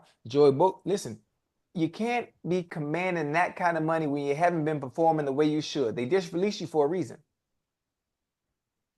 Yeah. Stay with me. Injured. He's been nicked a lot. He's been nicked. He's been injured. So you can't come in there and talk about, oh, I want the bag. I'm talking about the bag. He's already gotten the bag. No, he's not gonna command Maxx Crosby money. But he's gonna want big money. He's gonna want big money, Ocho. He's gonna want north of 20 million. Listen, we're gonna give him a little something. We ain't gonna do him dirty. We're gonna give him a little something. We need to upgrade our defense. This is the perfect time to do so. Now, Trey Hendrickson is going to be able to command much more than what Joey Bosa would get. So I understand that. He's gonna want that Maxx Crosby money. Oh yeah. That's why I say I'm not sure if we will be able to retain brother Henderson. Allow him to be blessed. Elsewhere. Bring Maxx Crosby in. Maxx Crosby in. Bring Joey Bosa in and see what we could do. What you think? No? Hold on. Look, the Chargers are trying to clear cap space. Right. The thing is, this is $25 million for a guy that's over the last several years, Ocho, has been nicked. He spent more time off the field than on the field. Yes, sir. That's a lot of money. If Joey Bosa was playing, 15, 16 games a season, was still giving you that production when they gave him that big money. Right. $25 million cap hit for a guy that's giving you 12, 13 sacks is gravy. Yes, sir. But it's because of the injuries. And, I'm looking at them. They're probably gonna go out and try to Khalil Mack. It's interesting what they're gonna do with Mack. Yeah. Because he's gonna probably want to get extended. Yeah, they can't get rid of everybody now. You probably They can't get rid of everybody now. No. You got two premier ends. You got two premier ends now. You let one go. Now you can't let the other one go. You got Derwin James that's making a lot of money on the back end. Yeah. You got Khalil that's making good money, but he's gonna probably want to get extended. Again? No, you got to realize, Ocho, that contract he got what, 1 year left on his contract? Ash, what's a Khalil Mack situation? I think he has like 1 year, Ocho. Okay. Damn.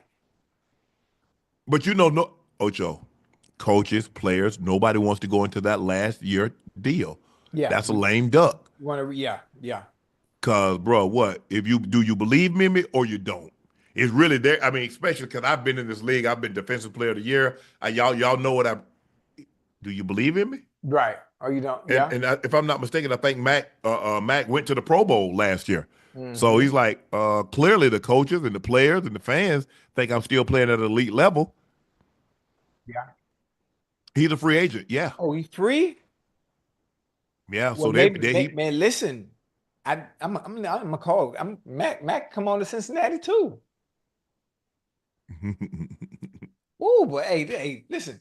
I don't like what's going on, man. Tyler Lockett, Tyler Lockett probably gonna money, bro. Tyler Lockett probably gonna end up going out there with Pete Carroll. Yeah, there's a good chance. They drafted him. Yep, they familiar with each other. They know each other. Pete drafted him. Yep, Devontae Adams. Mm-hmm. Now, Jerry Jones, I know you're gonna see this because somebody gonna send it to you. Now, DK Metcalf has been granted permission to seek a trade. Jerry Jones, if you really all in, if you want the fan, he don't want north of 30 million. He wants in that 30 million range. You're not finna have two receivers making 30 million and a quarterback making that kind of money. And you got to sign Micah. Where the money coming from, Ocho? Can I ask you a question? Yeah. Do you hear what you just said, right? Yes. You heard everything you just said. So I know I have a lot of fans that are from Cincinnati in this chat, and based on what you just said, why do we still believe we'll be able to keep a $30 million receiver, a $40 million receiver, and a $50 million quarterback based off what you And a just $30 said? million defensive end that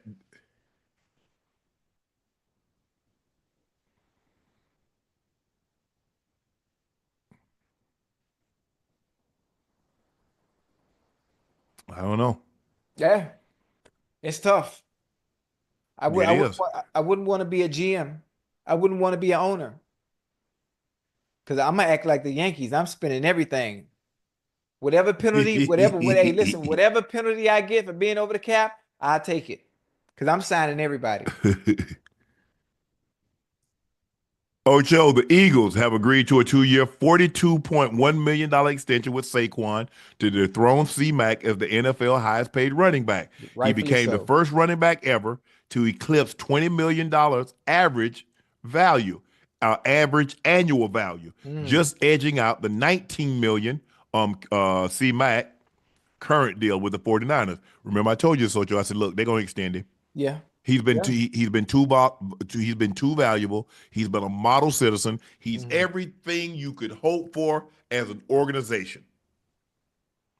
Plays hard, great teammate. Yep. Great in the community, great in the city. You never have to worry about sleeping with your phone on ring. It's going off. Hey, Coach Sirianni, Howie, Mr. Lurie, we got an issue with Saquon. You don't worry about that. You want as many of those guys in your locker room as you possibly can. Yep. The guys that are unselfish, the guys that want to play at an extremely high level. Football is very important to them. Great in the community, no fanfare. That's what you want. So I'm not surprised that they did this. Now, the Ravens are looking like, hey, Derrick Henry, like, what about your boy? What about your boy? Because you see all them touchdowns. I think I had more touchdowns in the regular season. I averaged 5.9 yards a carry, even though get me close. I'll take 19. In the area, somewhere in the area. But listen, Saquon deserved this, huh? He deserved Hey, look, I ain't say I got to have the biggest house in the subdivision, but can I move in the subdivision? Yeah, that's it. Put me on the corner. Hey, Ocho, I ain't got to have the biggest. I ain't got to have the biggest house on the block. But I just want to be on the same block. That's it. I want to be in the croquet sack. Put me in the corner. That's it. Yeah. Put me in the corner. But listen, you mean cul-de-sac or croquet sack? Oh, my bad. Cul-de-sac. My bad. Yeah, I was like croquet sack. That's a burlap bag. I don't know if you want to be in that. I would think about something else. Okay. My bad. I appreciate you correcting me though. Cul-de-sac. I said Tyler Lockett was released by the Seahawks today, and DK Metcalf requested a trade. The request came today after a series of conversation over the past 2 weeks. DK prefers a contender. DK is in the last year of his contract. DK see where the receiver market is heading. Hey, bro, what y'all got for me? I told y'all ain't got nothing for me? No money? Yeah. Okay. Can I get traded? I told you what he needed to do, huh? Because hey, I see what y'all did with Tyler Lockett. I told you what they need to do. Jerry Jones need to be all in. Unc, they got to be able to compete with the rest of the NFC, Unc. Devontae Smith, A.J. Brown, Deebo Samuels, Terry McLaurin, De'Ami Brown, CeeDee Lamb by yourself. Zach Ertz. Make a splash. Jerry, make a splash. Show the fans of Dallas that you're serious. Devontae Adams is available. If you don't want to pay north of 30 for DK, bring somebody in there. Take some of the pressure off of Dak. Take some of the pressure off of CD. Show them you're serious. You know what? I'm going to show my team. I'm going to show the players here that I'm serious about winning. And I'm going to do something that's out of character. I'm going to go pay for some upgrades to the offense. If I don't think anything's wrong with my house, why would I upgrade it? Listen, Devontae Adams is right there. Jerry. Devontae Adams is right there. What part about I don't think anything is wrong with my house, so I don't need to have it? It's something wrong with it. It's something wrong with it because it's been leaking for 30 years. It's something wrong with it. That's what I got pots and pans for. I catch the rainwater. Ain't hurt nothing. Ocho, 49ers Diamador Lenore reacts to the DK trade with request and throws shade at the remaining Seahawks wide receiver Jackson Smith and Jigba. Let's take a listen to what he had to say. Yeah. Y'all cannot let DK leave. Y'all can't do that. Like who I'm gonna have, like, how am I have fun out there? Najigba, he be crying all day. He cry. That's all he do is cry. Ref, he holding, ref. Oh no, don't hurt me. Cry, baby. Bro, I'm not worried about JSN. Jackson Smith and Jigba. I'm not. Damn. Jackson Smith and Jigba reacted by tweeting, "Hey, what the?" We put his tweet up. Ash.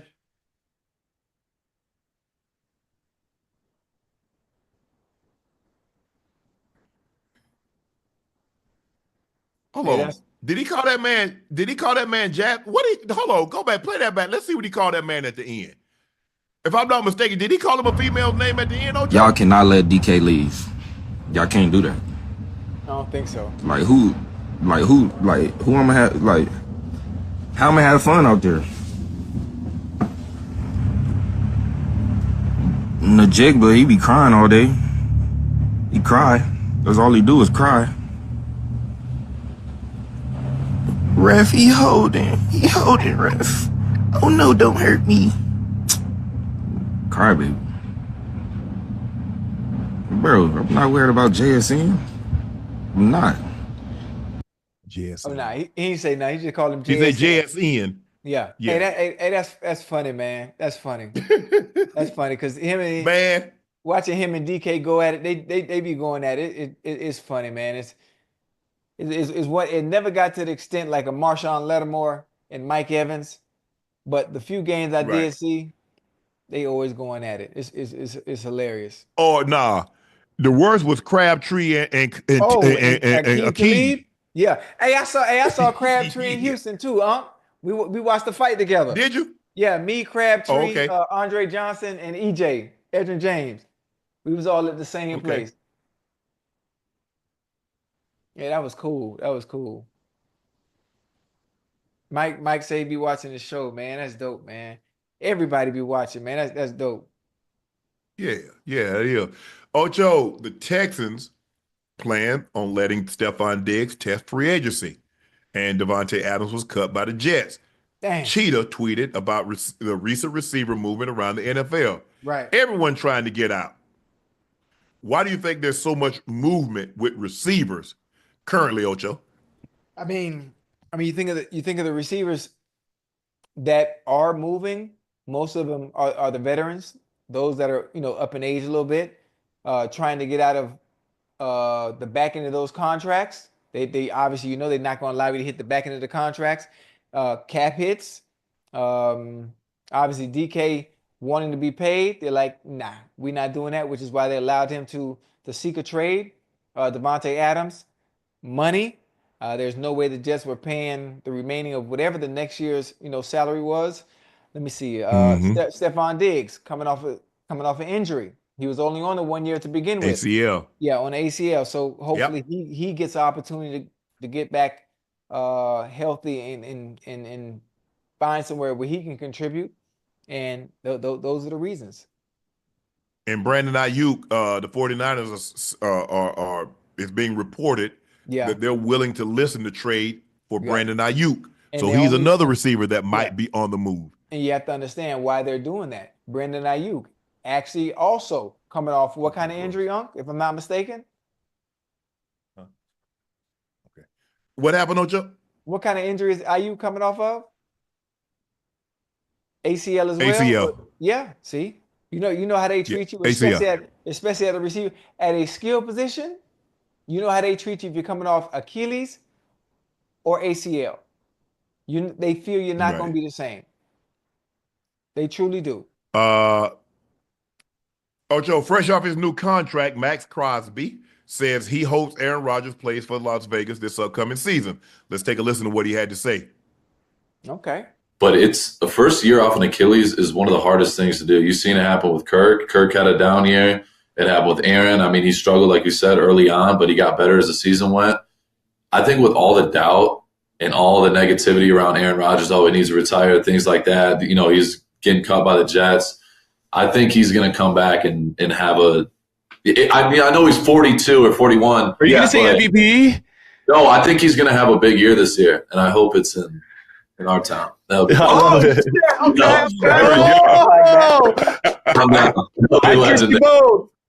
See, Max listening to me.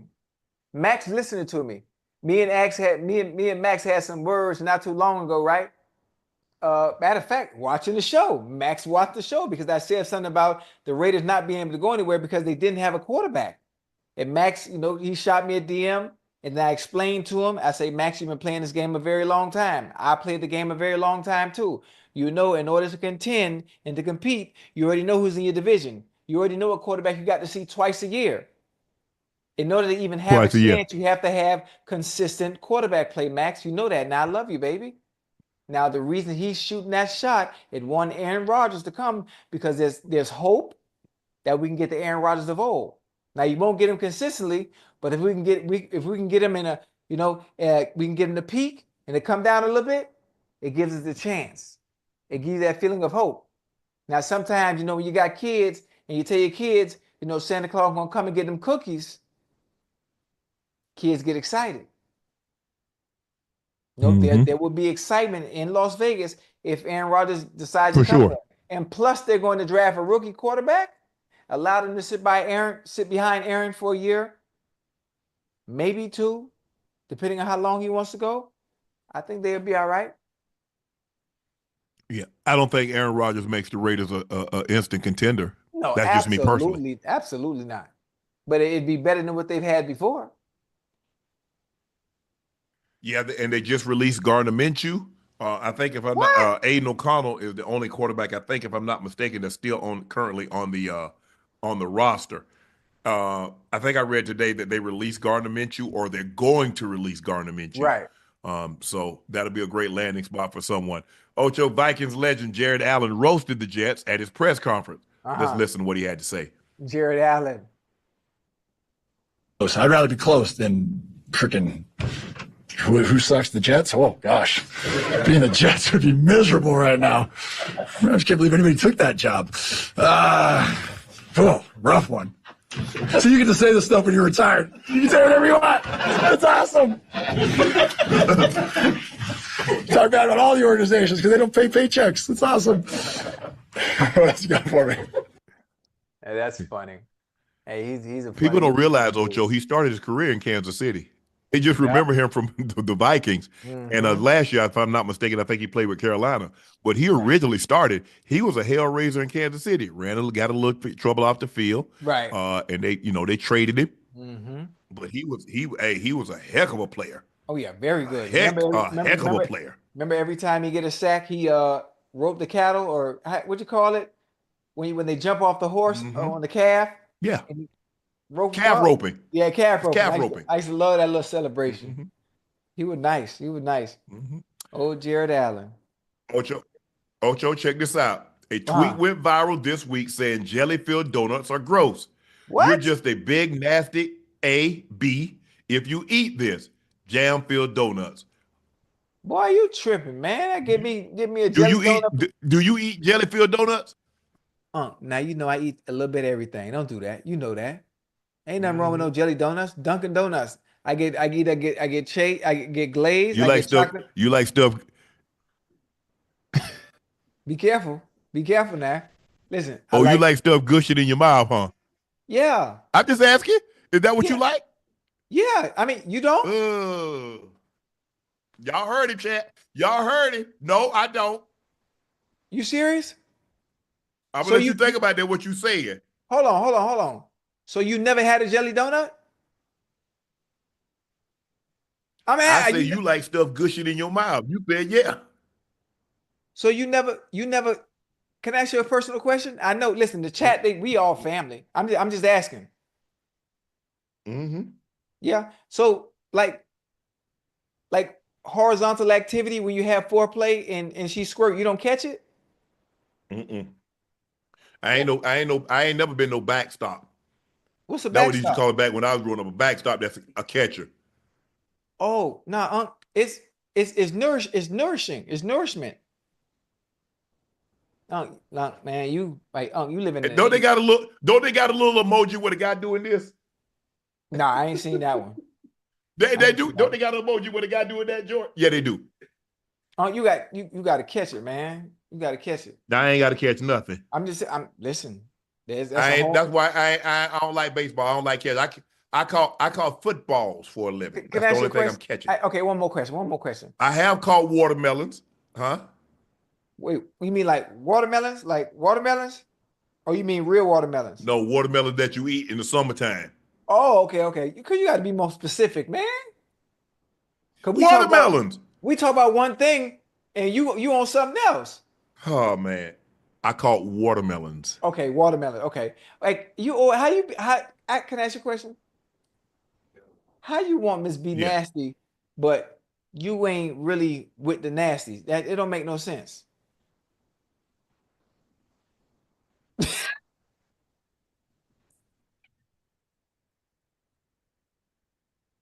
Hey, come on, man.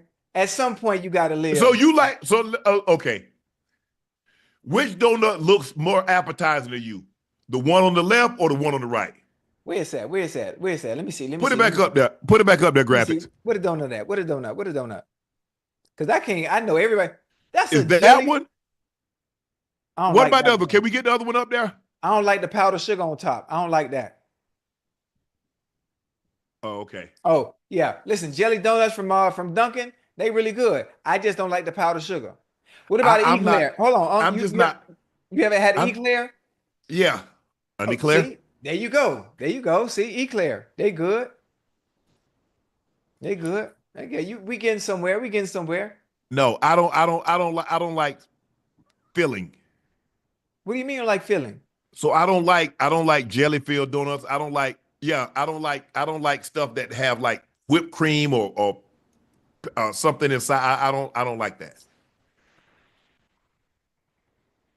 What are you? Nah. Matter of fact, speaking of whipped cream, a friend of mine, her mama, I know she probably watching. She told me man, what's up, man? What's up with Unc? I was like, listen, sis, I'm trying to get him to get out the box. Yeah, see, which one you like, Ocho? The one on the left or the one on the right? No, see, I'm not in this case right here. That powdered sugar donut over to the left, I'm not eating that because then not only do I got to deal with the jelly, I got to deal with my mouth getting white.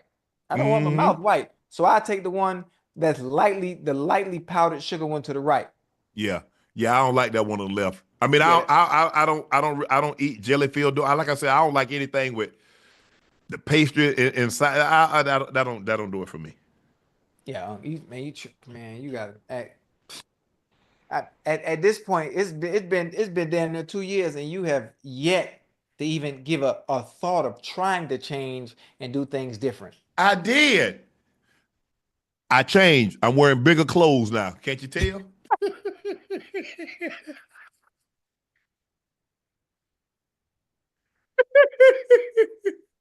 I took your advice. Chat, y'all won out.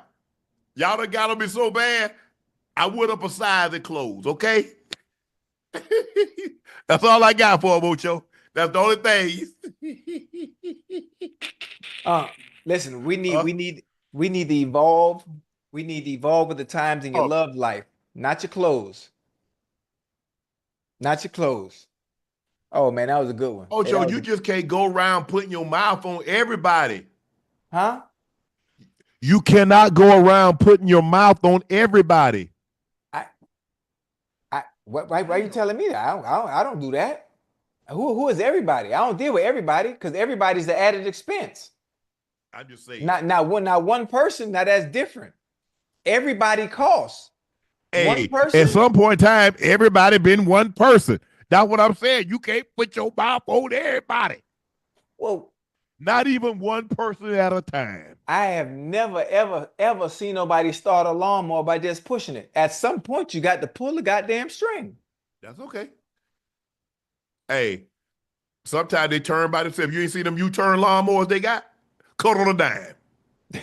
Do all the work. All you do is just sit up there. They got them automatic now, Ocho. Nah. Mm-hmm. You got the ball. You got to. You can't allow the roads to defeat you. Fight the power. We as men, we are competing against toys, man-made toys. And until you evolve, then you're never going to be able to please the young women that you're meeting. That's all I'm trying to get you to see. You got to try new stuff. Man, I can't look, Ocho. Man, look here, man. I know how you feel, man. You don't want to do it. Them young boys, I understand, Ocho. Hey, look here. I understand. I'm aging out. I get that. I'm aging out. Even the job force, they making you retire at 65. Yeah. They pushing us out, Ocho. Yeah. I understand. Mm-hmm. I'm about to, in 4 months, I'm about to be 57. I don't look it. Feel good. How old you gonna be? How old you gonna be? 57. Dang. Okay. But you know what I'm saying? Hey, Yeah. I understand I'm getting phased out. Nah. Them younger guys, them guys in their 20s, early 30s, Right. you know. Yeah. And they doing it. They are tricking cars and houses and Birkin crock bags. Whoa. There's a very, very, very, very, very, very small percentage of dudes that can do that. So I know, but those small percentage of dudes that can do that, they interested in the type of women that I'm interested in. Okay, that I can't do that. You see what I'm saying, Ocho? Okay, I got you. Well, listen, I mean, all the women are competing for the same goddamn individual. So it's like, I mean.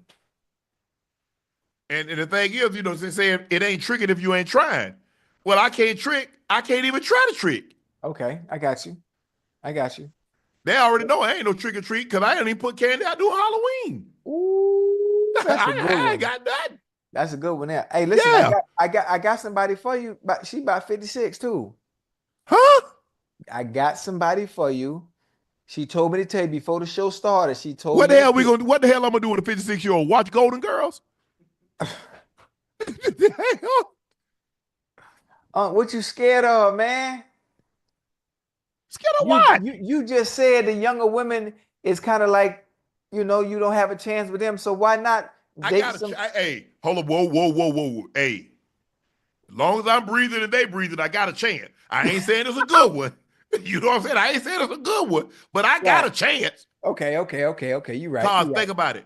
Even the birth control pill is 99.9. There's a chance that a mishap could happen. Okay. No matter how small it is. Right.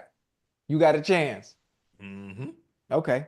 Well, listen, I'm gonna pass you a number anyway, then I'm gonna let her take her from there. See what happens. Hey, man, I was in Houston. I was in Houston today, Ocho. Oh, I just left Houston last week. I know. Old boy told me. The one that took your pictures at the place. I saw him. He pulled up. Okay. Yeah. I was out here at Specs. Miss Lindy, I know you probably watching. She was great. Her father started Specs, the store, and I think they got like 200 of them, Jordan, in Texas. Specs.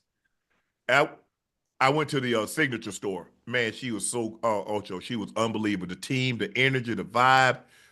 She went back there and she went back and drank some of the Le Portier, and she came back. That's some good ish. I like it. Mm. But they were so great. So to the team and the staff at Specs, thank you guys for the great hospitality. And everybody, we got an opportunity. Ocho, you know me. Jordan got a shopping bag because he got to buy. I ain't never seen somebody go. This man cannot, like, you know how like women go to someplace and they got to buy something? Right. You are not going to pass a grocery store without Jordan coming out there with a bag of some. He going to get rotisserie chicken. He going to get Hawaiian rolls. He going to get Hawaiian rolls? Jordan. Hawaiian rolls? Yeah. This dude, like, he going on a picnic. I'm like, Jordan, you don't even know nobody in Houston.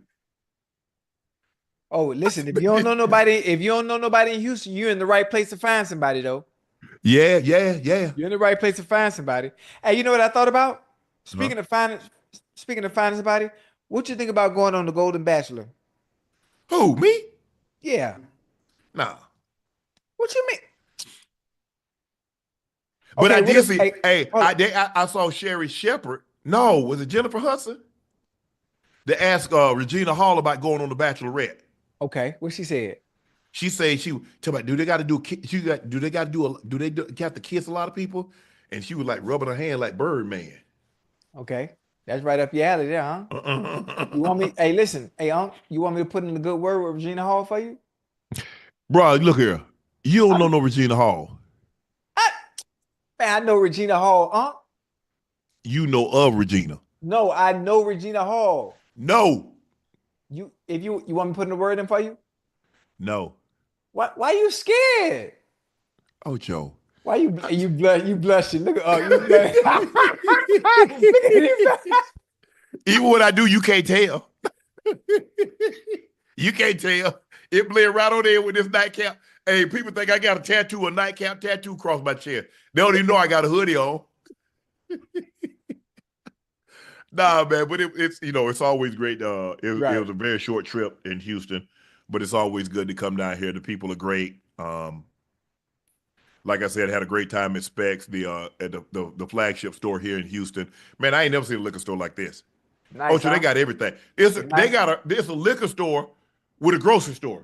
Man, they got like, you make sandwiches, they make fried catfish, they got everything. They got cookies, they got pastries, they got a cigar room. I mean, I was like, damn. Whoa, a cigar room. Yeah, you can go buy cigars. This is a big Okay. humidor. You can't smoke it there yet. Now that's up my alley. No. But it was great. So again, Specs, thank you for the hospitality. Now it's time for our last segment of the evening. It's time for Q&A.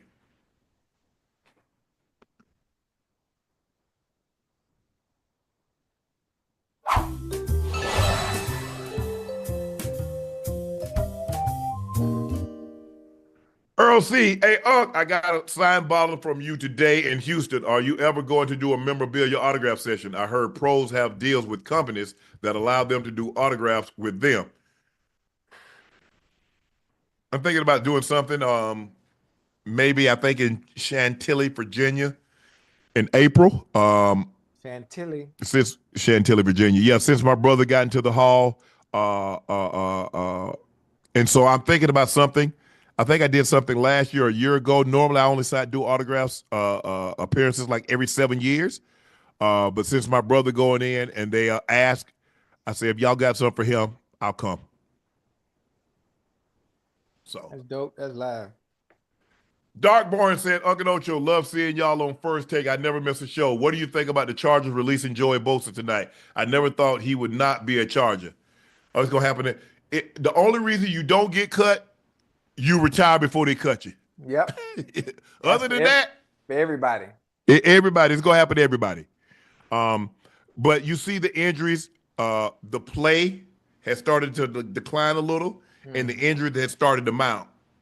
And when you're making that kind of money, it doesn't add up. So I'm not surprised that this was the outcome.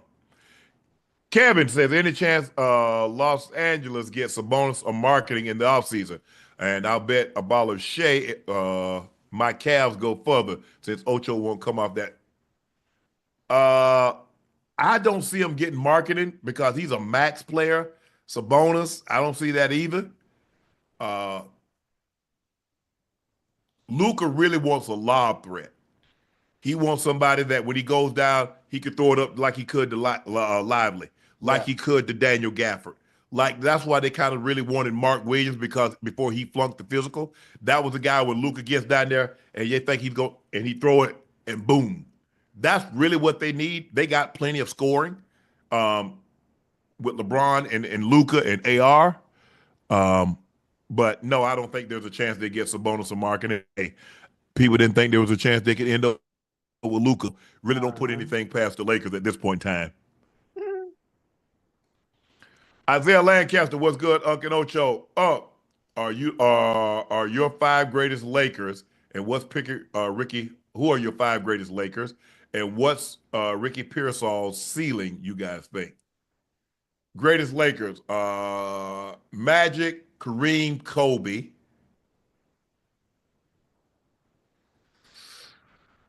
Woo-wee, that's a hard one. Shaq and Jerry Shaq, West. Jerry West. Jerry West. That's five. You leaving Wilt off, huh? Damn. Poe Wilt, Elgin Baylor, James Worthy. Sorry. AC LeBron. Green. Nah, AC ain't in that category. Yeah, Kareem, Kobe, Magic are the easy choices. Then it gets hard. I think you have to put Shaq up there. 3 championships, 3 finals MVPs, an MVP.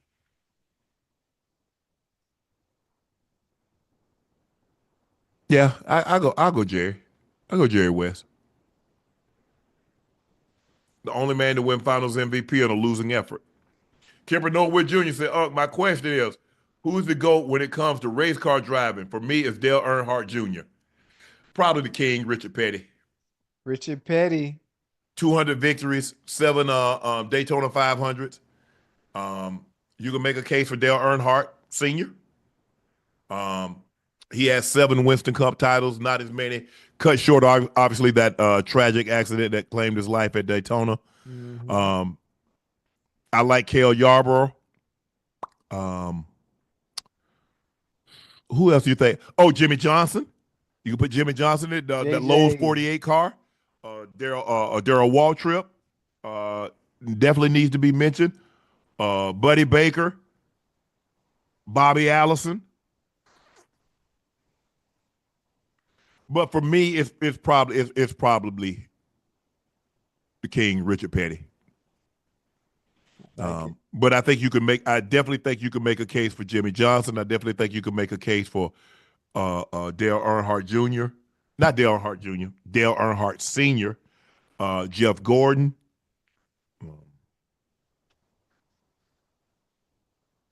Yeah. I think those for me, the Silver Fox, Sterling, Gant, Austin Bill from Dawsonville. I don't think those guys won enough. Fireball Roberts. Nah. That's my list. Here in DK wants out of Seattle hurts, but why does he feel like this always going to be a case with him? It's okay that we got a dog in Gino and JSN. Guys want their money, man. Yeah, that's it. That's all it come down to. And if they can't get it, they'll go wherever they got to get it. Yeah, somebody gonna pay him. Frank Tank 921, Ocho, I love your style when you step out. What's your top 3 clothing stores on a budget? Oh, that's easy.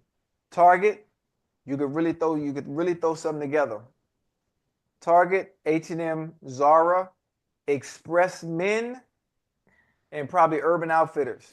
You know, my suits from Zara, Express Men, I get them tailored.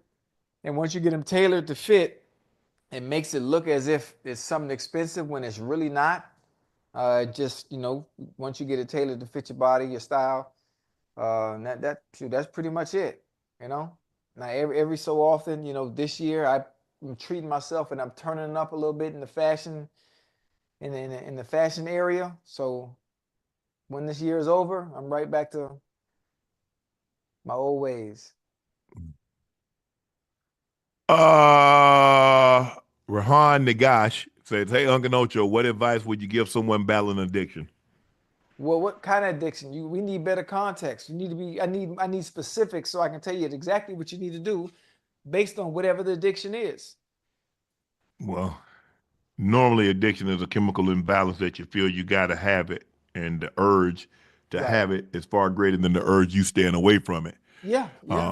I think, you know, people will say, Shannon, you're addicted to work because it's hard for me to turn my mind off. It's hard for me to sit still. It's hard for me to go on vacation. It's the reason I haven't taken one in 30 years.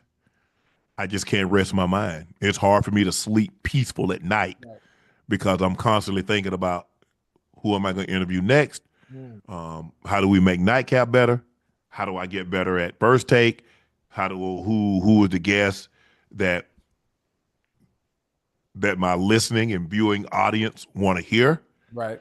It's the constant of trying to get better and not being satisfied. So I can just imagine. I'm very thankful I don't have a dependency, drugs, alcohol, gambling, whatever the case may be. It's hard. It's hard because a lot of times we create this. We create our demons and only we can chase them away. Because in order for you to, have a drug addiction, you had to have tried it at some point in time. Yeah. You have a gambling addiction, you had to bet at some point in time. So whatever shopping, whatever the case may be, that's what the saying says, that we create those demons and we have to chase them away. It's hard. And I ain't gonna tell you because, me trying to just take one day off. I'm still calling, even days that we don't work, I'm calling CJ. Well, CJ, what do you think about this? Who are the bookers come up with? What's on the list? They got a meeting tomorrow. The bookers got to come with 10 list of guests that could potentially that we think would be good on Club Shay Shay. Right. I'm calling Ash. Okay, Ash, what new segment? What can we do? How do we get better at what we do? CJ, how can we get better?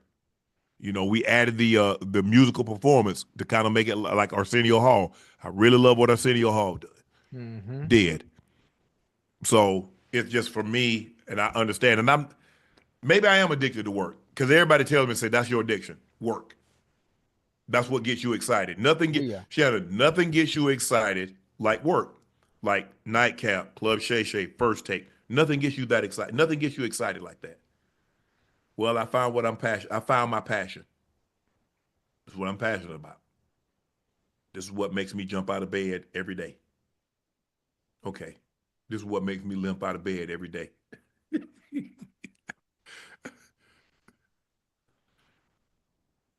Did Ocho freeze or did I freeze? Nah, I'm right here. Oh. Blessed Assurance says, please wish my mom, Linda Miller, happy 75th birthday. Happy 75th birthday, Linda. Happy 75th. Hopefully you did something fun. You got taken out to a nice dinner. I got some nice gifts. Happy Kids, birthday. grandkids. But happy birthday, Linda. Sir Cates, what's up, guys? My question is, why does Shador get so much bad rap? He's doing is being himself. We got to start something. They gonna always listen. It's every draft, every year, it's always one player. It's always one player. And the easy target this year, it just happens to be Shador. And I told y'all this. You couldn't find a flaw with his father. So I'm gonna take it out on the son. Yeah. What are you gonna say? I mean, so what was your argument with Dion? He's just the greatest that played his position, one of the top defensive players to ever play the game, and he went on baseball field and he was good at that.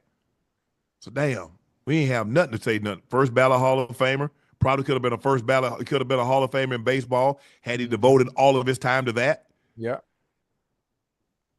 Well, couldn't pick on him. Let's get his son. They make it seem like Shador wasn't the only one that didn't throw at the combine. There are a lot of people that didn't do anything at the combine but take the physical and do the interviews. But who do we talk about? Shiloh ain't get invited to the combine. Like he's the only player that's ever gone to the NFL that didn't get invited into the combine. Right. Every week, because to make it look, it's gonna click. You got the last name, Sanders. Every time. It come with the territory. And the funny thing about it, he's used to it. He's been dealing with it since high school. He's been dealing with it at Jackson State. He dealt with it at Colorado. Now he's dealing with it before the draft. He's going to be fine. And he's built for it because he's been dealing with it so long and he has the right person on his side. That's all he knows. To help him deal with it. Madeline said, do you put sugar sugar in your spaghetti? Oh, spaghetti? No, hell no. Not in spaghetti. No. I'm trying to think when the last time I had some damn spaghetti. Hold on. Let me think. Nah, I ain't had no spaghetti in probably 10, 15 years, maybe longer. I don't eat Yeah. spaghetti like that. Right. I'm trying to think. Lasagna? Oh, I think I might have had some lasagna on the plane. But spaghetti, I haven't had spaghetti, Ocho. Man, I used to love spaghetti, man. When my grandma used to get paid on Friday, Yeah. and, She whipping up that spaghetti?